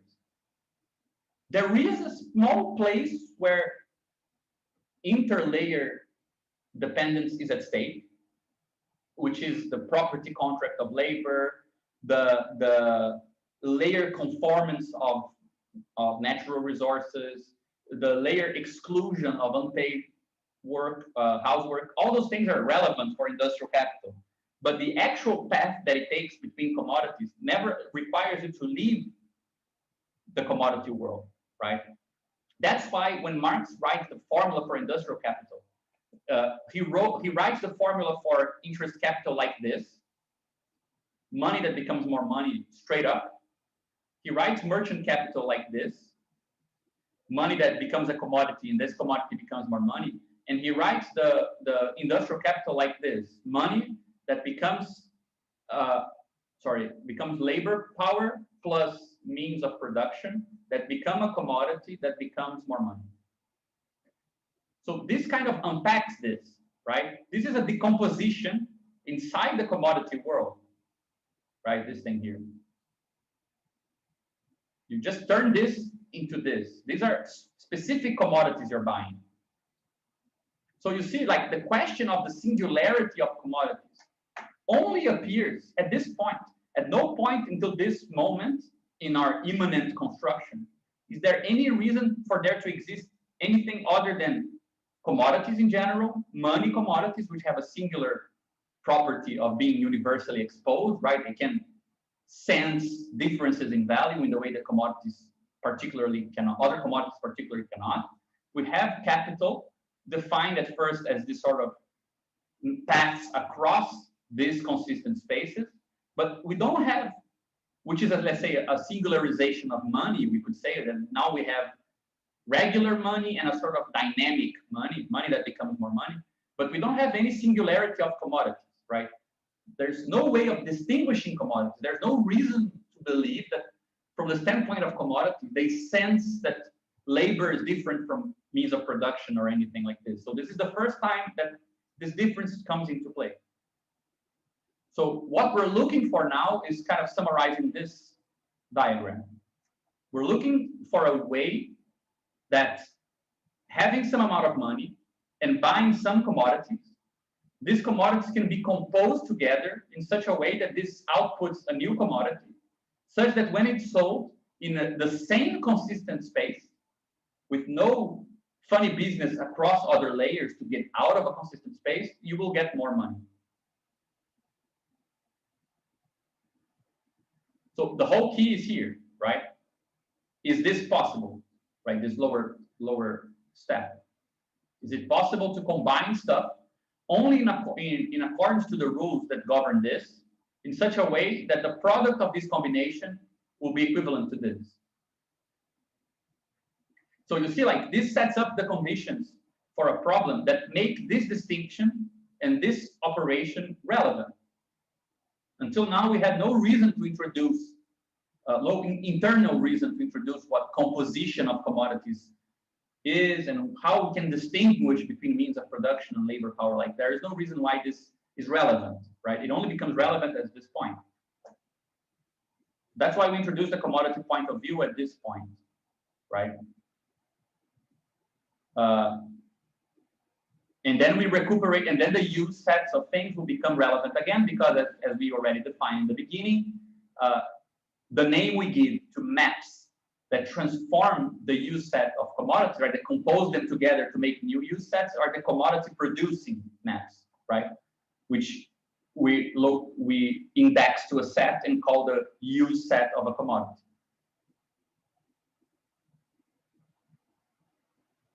So we introduced here, I mean, this part here is pretty much recuperating now with a more specific definition. How can we talk about this, right? Composition of A and B, which is this monoidal product. I'm not sure, Dennis, if you want to go into this now, or perhaps as we go, it might be clarified. I want to ask here about, since you mentioned the use here, would that be shoot, what was the word you used? The commodity producing function, would that be the same one as, if you go back to the industrial capital, this one here, this V at the bottom, that would be like the use producing? Yeah, this is a subset of those, right? Only those that the product is worth more than the compositions that went. Yeah, okay. Got it. Yeah, but you mentioned something that I think is really important. Like, I mean, no wonder that Marx makes such a fuzz about this moment in the book. He says, now leave all hope behind. We're going into the productive sphere. Because the world of this, of commodity producing arrows, and especially of valorizing arrows like this, right? These compositions such that the product has more value than the things that went into them. Is the world of how this whole machinery of exchange, consistent exchange, and things like this, they're going to constrain the actual transformation of stuff, right? So one thing that I think we benefited a lot from, and I think it becomes clear as we go along, is that there are a lot of discussions in Marx that always sound to people very weird because he talks about abstract labor. What is abstract about labor, right? Is it a mental construction? Is it a concept? And you can see that he actually is talking about ways that you can restrain actual use and actions and, you know, concrete transformations so that they make this diagram commute, right? What needs to be really done to stuff so that the product will verify this diagram, right? To commute. So it's like abstract, this sort of logical discussion on commodity, equivalence, and so on. It seeps into the way that we actually behave, right? In the way that things should be composed and what's relevant of the objects themselves. So it further, this logical properties, they get further, let's say, embedded in the discussion of concrete transformations without it meaning that abstract is, let's say, abstracting out of the concrete. Abstraction in our view is abstracting in, right? So from 10,000 ways that you could, I don't know, paint a portrait, you will restrict your use or your those 10,000 ways to the few ones that preserve the value of the things that were used. The labor time was bought and the paint and the canvas and so on. So you're abstracting in, not abstracting out, right? And it's much easier to talk about this sort of operation and the sort of conformation of production to commodity logic with this approach, rather than with this sort of more flourished philosophical conceptual language, where just by using the word abstract, you already kind of make people think that you are now in another realm, right? Outside of the world looking in or something.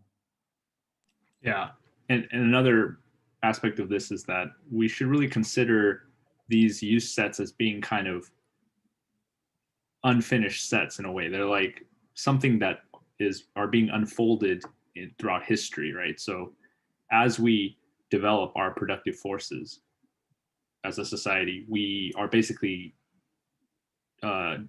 discovering or investigating these use sets. Yeah. So the process of abstraction is very much like the process of investigating and finding new maps that fit our condition, the conditions we've set up.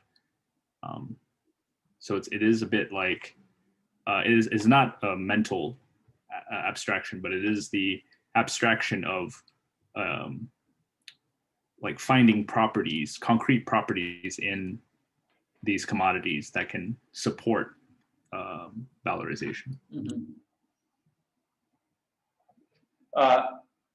So this part here is not in Marx, right? We came up with this. It's let's say, once you define these compositions, right? And we can simply, like, to be very simple here, you can imagine something like just writing it like this, right? Some process V of this will take some commodities here, right? And they compose together, and you get some product here, right? But once you introduce this notation, or once you introduce this sort of path, take this, and they are combined into a product. Once this exists, or once this is relevant, you see that you can start distinguishing things in the world in terms of if they fit these arrows or not. So what we did here is something that is not in capital, but I'm particularly proud of it, which is a way of distinguishing commodities from inside the commodity world.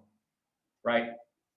So rather than read this, we have this thing here just to facilitate. So just to have in mind, imagine this, right? That we have commodities are composed into a product, right?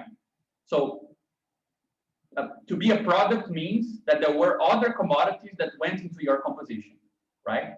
But you can also be part of the composition of some other product, right? So a commodity is kind of trapped between these two things. It can be the output of some process like this, or it can be part of the input of another process like this. So if you just consider these two things, like this complete thing, where there's arrows in and out of a commodity, and these arrows can come from other commodities and go to other commodities, right, through these compositions. Just with that sort of sensor, you suddenly can distinguish between classes of commodities. So we distinguish first just by looking at the inputs, right? Fixate a commodity and look at its inputs. Just have it, you know that there are stuff coming into it. What is coming into it? If what's coming into it are other commodities, then we call it a product because it was produced by commodity production. If what's coming into it is not a commodity, so here we write it like this. You just have some element that is first indexed on A and B, and only because of this it became a commodity. So there is no commodity composition before it, right? For example, land, as we said, land is not like take one commodity, take another, and produce land, right? So only in terms of inputs, you can already distinguish between these two categories. Commodity products, meaning they are the product of compositions of commodities, or fictive commodities, which is Karl Polanyi's term for commodities that are enclosed into the commodity world. You need to conform them into the commodity world because they're not born as commodities, so to speak, right? They have no use and exchange sets until they become enclosed by a property right, so you know where the use ends, for example, right? And now you can assess what is equivalent to it in bargains and so on and so forth. So only from the standpoint of this stupid thing here, right? Something went into this thing and it goes into some other thing. Just by consider this as your ruler, and we know we can use this as our sensor because capital is interested in this process of composition. So that's, let's say, our perspective to look at commodities again and see more information. So only from that perspective, a relevant distinction appears between fictive commodities and products, right? There are actually three classic fictive commodities that Polanyi describes: land, labor, because people are not the product of commodity production, people are the product of, I don't know, sexual reproduction, and money, because even though money is a commodity, usually its use value is very low and it becomes money by help of the state.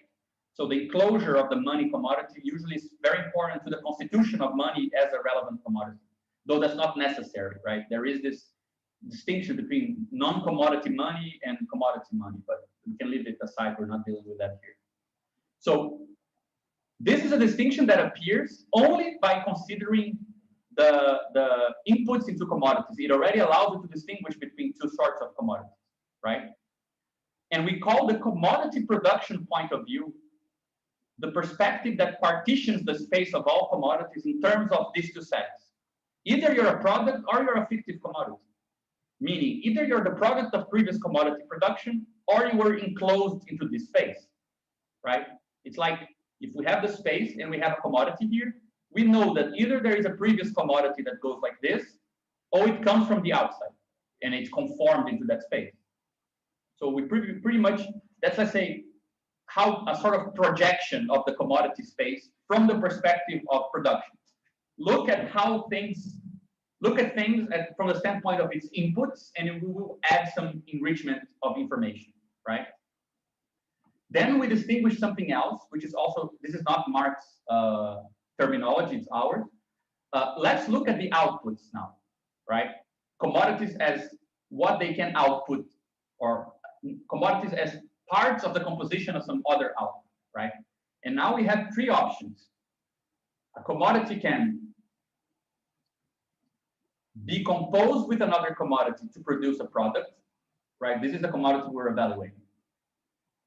It will be called a productive consumable. It's consumed in the production of a new commodity. It can be a simple consumable, which is it's composed with something to move outside of the commodity sphere. For example, when you eat something, the commodity, like, I don't know, the rice you bought, composes with your body, which is not the product of commodity production, right? And it no longer exists as a commodity. So it's a simple consumable. But you can also layer exclude a commodity. For example, when you remove it because of personal value and you no longer use it. Like, my mother gave me this watch. I'm not going to use the watch. I'm not going to sell the watch. I'm not going to do fuck all with the watch. I'm just going to store it, right? That's layer excluding it, so that it only exists now in another layer. And if it exists, for example, in the gift layer, it cannot be a commodity, right? Which is the structure of layer exclusion. So once more, just by considering this stupid thing, first we looked at this, how commodities are the product of previous things, and we already distinguished two classes. Then we looked at how they are part of other production processes, and we distinguished three classes, like three things can happen to them, right? So knowing that there is a commodity space and a commodity, we know that either something went into it from inside or from the outside, and that either something goes to the inside, something goes to the outside to be depleted its existence in all layers, or something goes to the outside to be indexed on the other transcendental. That's the options that we have. Again, that's a distinction that is transcendental. Like, it's from the standpoint of the commodity. It's not from our standpoint. This is a really cool thing. Like, you don't have to empirically know much to know that if the commodity compositional path is one of these, the commodities will be considered one of these things, right? It doesn't matter what it is. If it is made by commodities, it is a product. If it goes into the production of a new commodity, it is a productive consumable. It doesn't matter what it is. It's logically constrained to be seen in that way, right? And then we had the really important part. One second. I just want to say we probably need to make this change, but just notationally, we could say that this partition of these arrows can be, we can actually write it like this, right? That was introduced, actually not, let's see. Let me just erase this and put, I think it's this notation. Sorry, you want to, I'm sorry.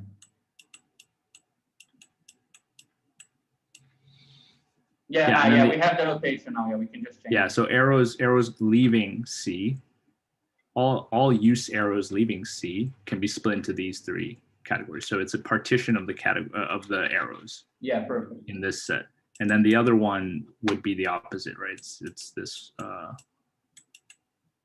other one is just this one, just the notational. Yeah. And also makes it consistent with like all the sets, because everything we've been saying has a representation in sets. Mm-hmm. Yeah. Yeah, perfect. But I'll wrote it down here so we can look at it later. Would an example of a layer excluded commodity output, that would be something like state seizure? It might be, yeah. But I mean, those state seizure, usually the commodities are then reintroduced, right? Like, you want to seize something because you want to sell it later, right? Okay. But for example, I think a typical example. What about the case of what about the case of like a supermarket destroying excess food for sale? Yeah, that might be a case. Yeah. Yeah. So, though I would say that's like, I mean, if it's destroying the food, is a simple consumable, right? It's going from C to nowhere. It's leaving existence in all layers. So as objects, so it's not just it's not just that it's no longer in the space, it's that it's no longer the space, but still an object Yeah, that makes its use set is depleted, right? There's no use set anymore of it.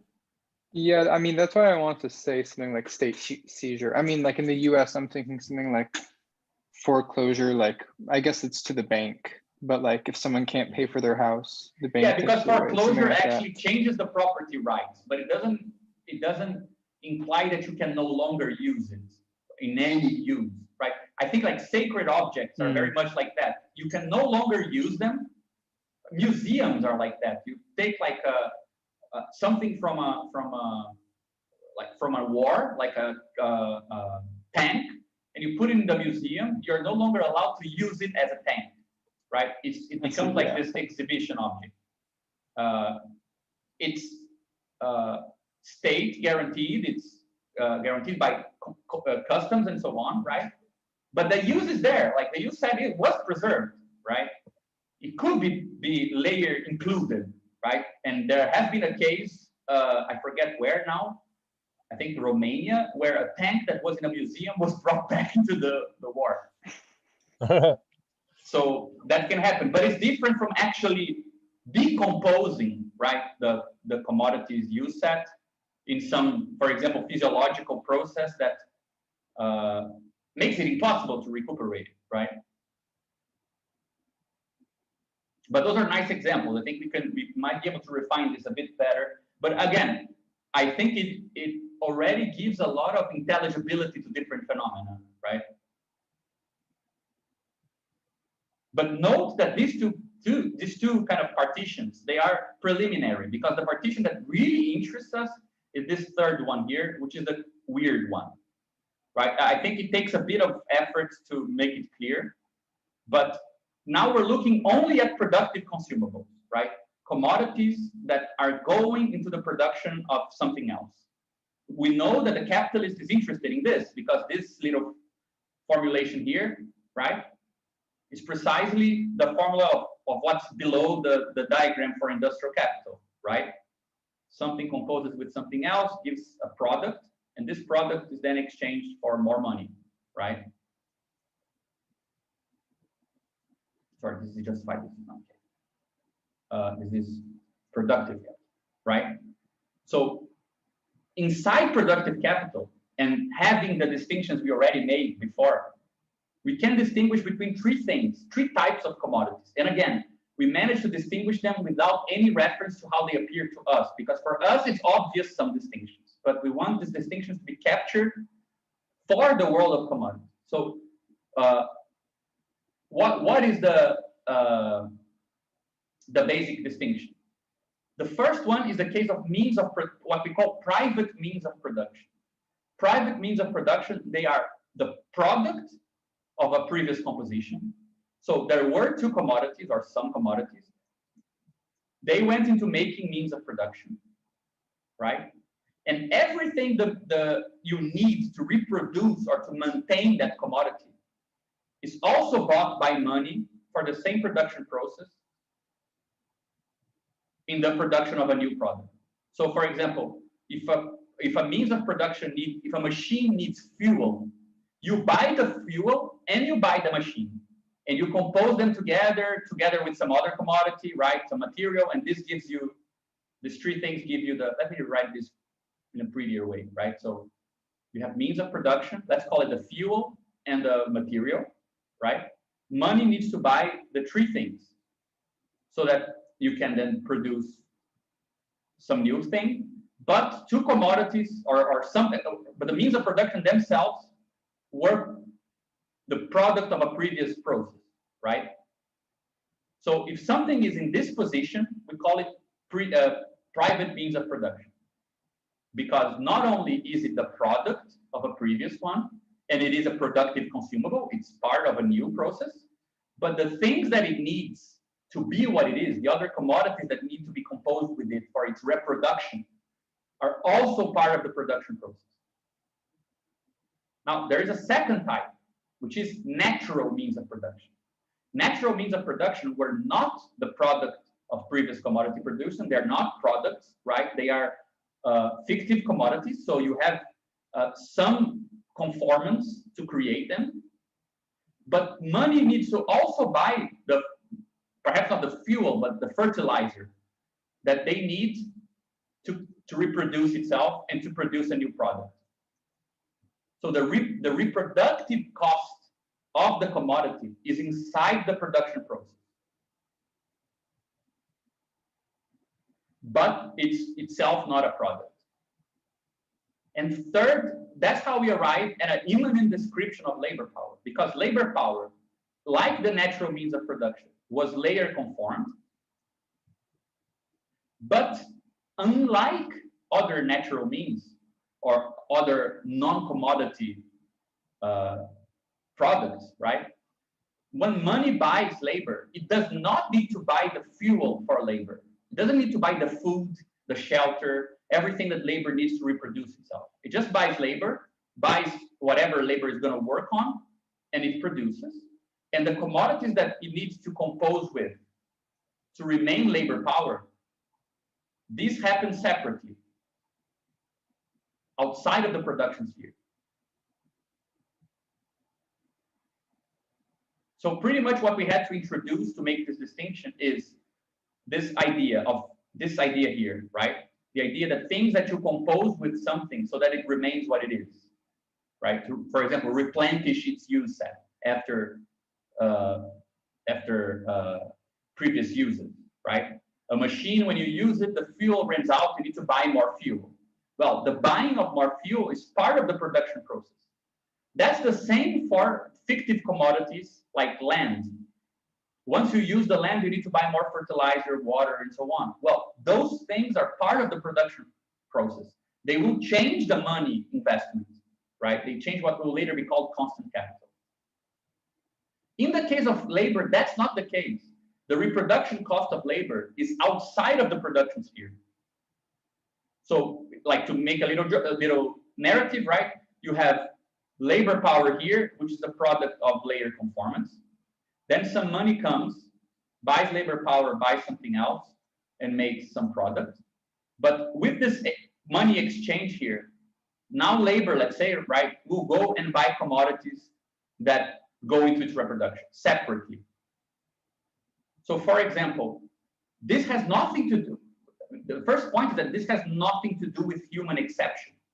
If you have Bender, the robot from Futurama, it's a machine, but if it needs to buy its fuel outside with the money it got from selling its time, it's already kind of like a laborer, right? Because the reproduction process and the production and the use in production of that time are separate. And that's not the case with natural means of production and private means of production. There is one small difference, which is Bender would not be the case of this, right? The robot is actually, if the robot is the product of commodity production, there would be a small difference that we could explore, in fact, that we didn't explore here, which would be the, let's say, a weird X case where the first case is like this, right? So it is the product of commodity composition leads to X, but the reproduction cost of X, right? X with some other stuff giving you X. This is separate. This doesn't happen in the same production process. So C doesn't need to be bought by the commodity owner. But this is a way of distinguishing what labor power is solely by looking at that compositional process we were talking about, solely by looking at the commodity perspective, commodity production point of view. Right, from the commodity production point of view, which is only talking about these partitions of the commodity space in terms of the arrows that go into a commodity and the arrows that go outside of it, from that commodity use set, we can already start making distinctions. And again, those distinctions are, let's say, sent by the commodity world. They make a difference in the commodity world. It's not a matter if they make a difference to us, right? Could you explain the labor power, the second and third lines again?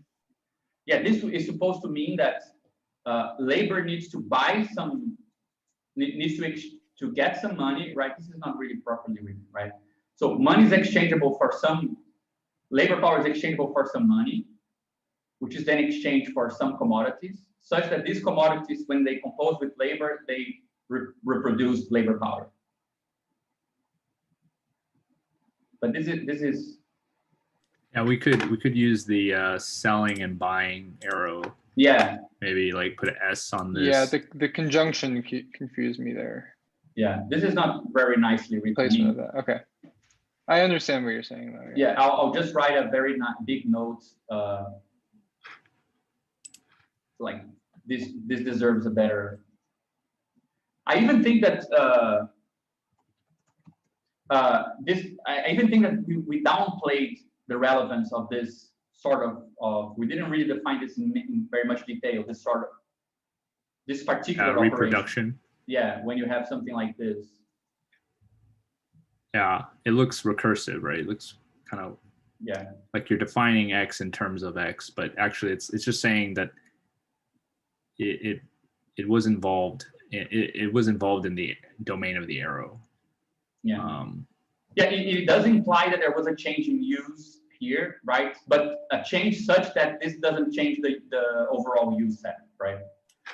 Yeah, it's kind of an extension to the idea of the identity arrow, right? Because you have identity, what we call self-exchange, right? Which is kind of this formal thing, but now we're saying, okay, but reproduction requires something external.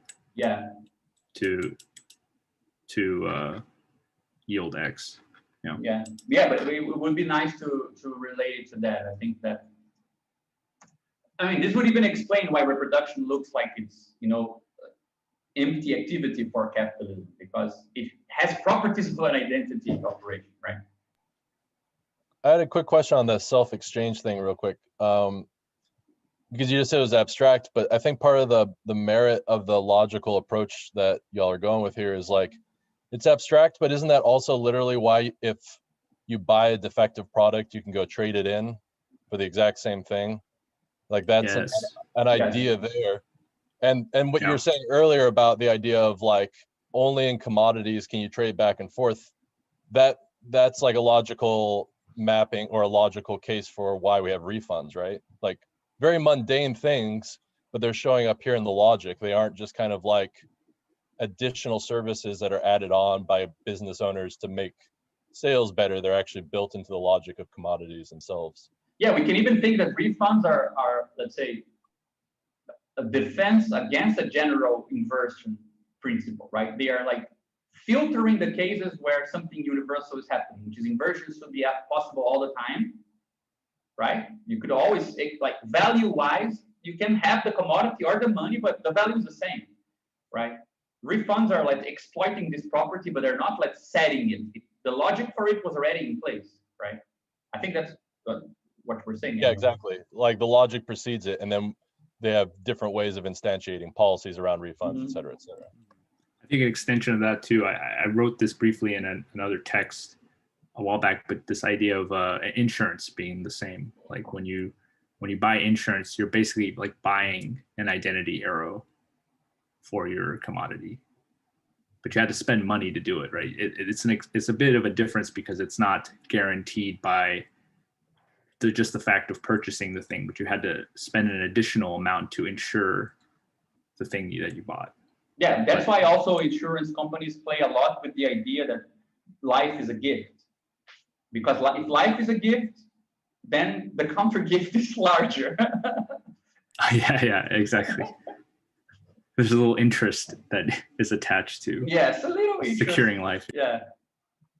But I, at this point, I mean, I hope that I agree the notation is not very nice, but I hope that the principle makes sense to you guys, that only by looking, like, in the section on capital, we define that we're looking for a valorizing function that happens only in the space of composition of commodities. So composition of commodities is now, let's say, at stake to see if it can provide an answer to the question, are there compositions that increase value, in other words, right? And only with that question in mind, are there different paths of composition of commodities? And by considering a commodity as the output of commodity compositions and the input of new commodity compositions, we were able to separate and single out different classes of commodities, right? So labor power is logically constrained. It's a logical theory of labor power. It's not an ontological theory about the human exception. None of that had to come into it. It's true that there is a very important part that this first condition here will play. Because one thing that differentiates these two things from this thing is that the consequence of being the product of previous commodity compositions is that your parts are already priced. You know, let's say if you consider MPP, right, the private means of production, as having all these other commodities having gone into its production. In some way, we already know how to slice its use set in terms of priceable parts. There's already a way of investigating, like there's already information about what's inside of it that is priced. So we kind of already know its value. So no wonder that when we consume means of production, when we mix it with other stuff, right, with other commodities, its share of the value of the product is constant at best, because the parts of it that might be composing in different ways in this new production, they already have value assignments. So means of production, they can only send to the product the value that they already had, because what they are is already the product of previous compositions of value, right, of commodities and so on. Whereas with labor power, that's not the case. We don't fully know what's inside labor power. We don't really know necessarily how to assess the value of its parts. So it might compose with other commodities in ways that transfer more value than what it's worth, because there aren't commodity producing arrows going into it. This becomes clear in a slightly later part of the text, but the reason for this is that how do we assess the value of this? Where are the value preserving or the commodity preserving operations with regards to labor before it is placed into production? Are actually coming from the cost of reproduction, right? It's coming from this. So the value of labor is constrained by the cost of its reproduction, while the value of means of production is constrained by the cost of its production. So since reproduction happens outside of the commodity, outside of the productive process, right? Reproduction, I get my money, then I go and buy what I need to remain alive. The use can change without the exchange value changing. They diverge, they are independent, partially independent, right? And that's precisely what we're going to explore.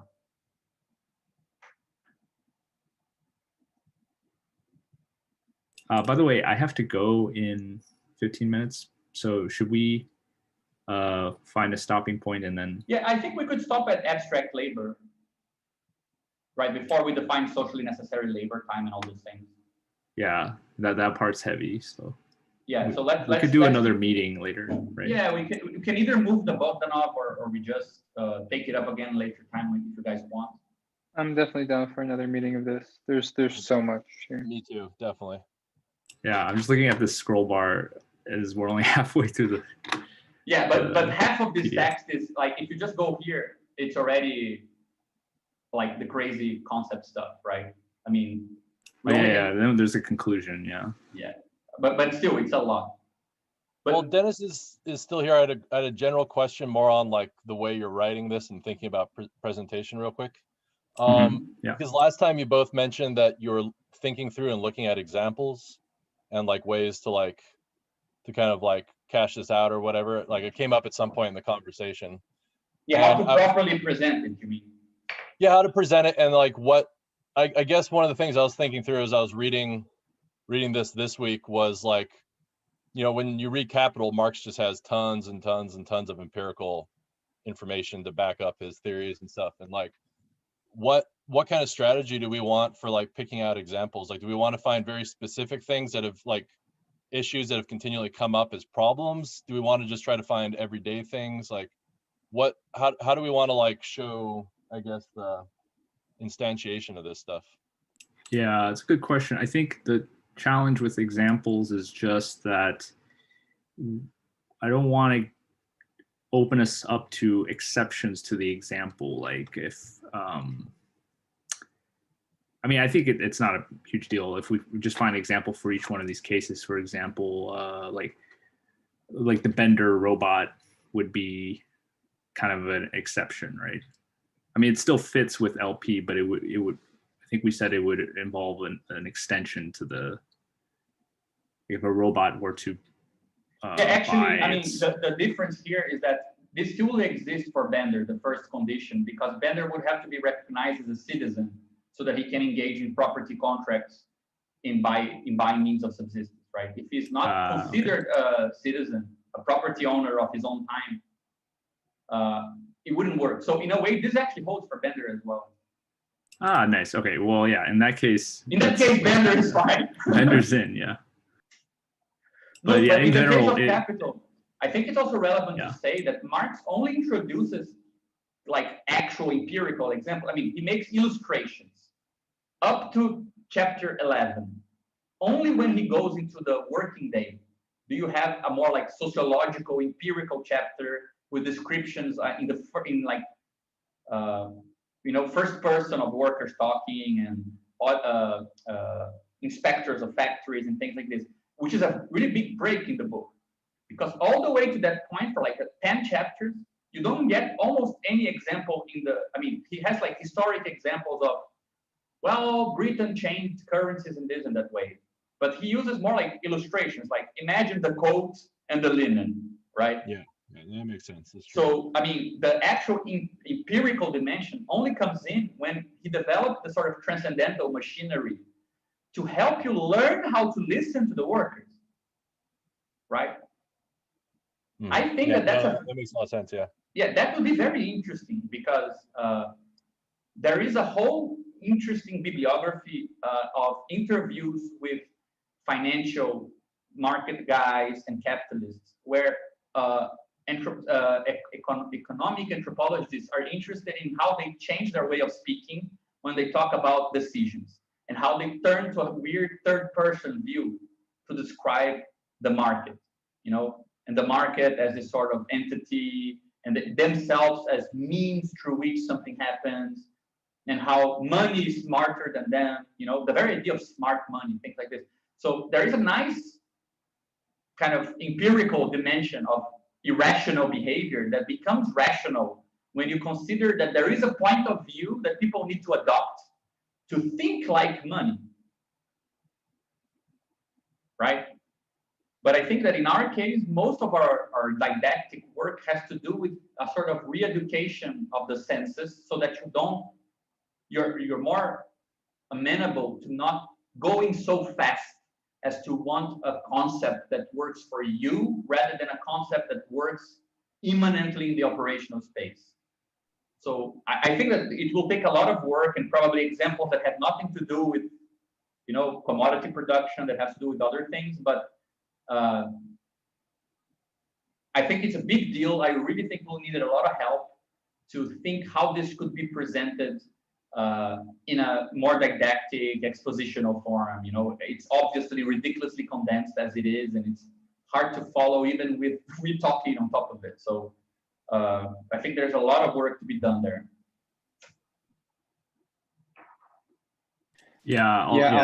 I'll say it feels like it's like the core of an entire long book that just needs all of the details. Not even the details. It has all the details. It just needs the exposition. Yeah, it's just like the bones, right? It doesn't have the it's just the bones.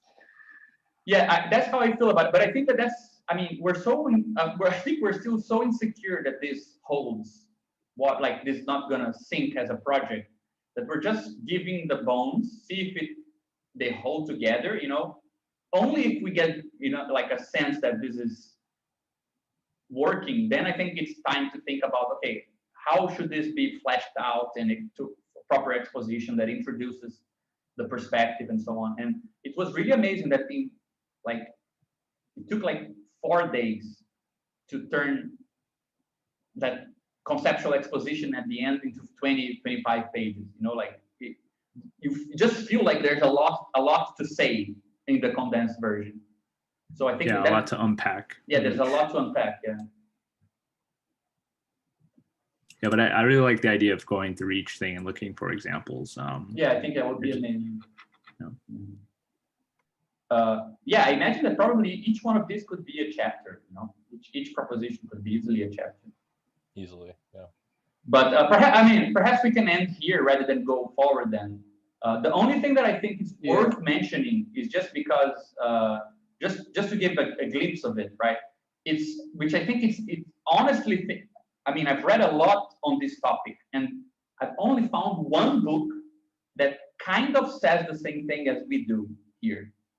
Because this distinction between concrete and abstract labor, Marx introduces in the first chapter, as if it's obvious. He says, commodities have use sets and exchange sets. Therefore, labor that produces commodities is concrete labor and abstract labor.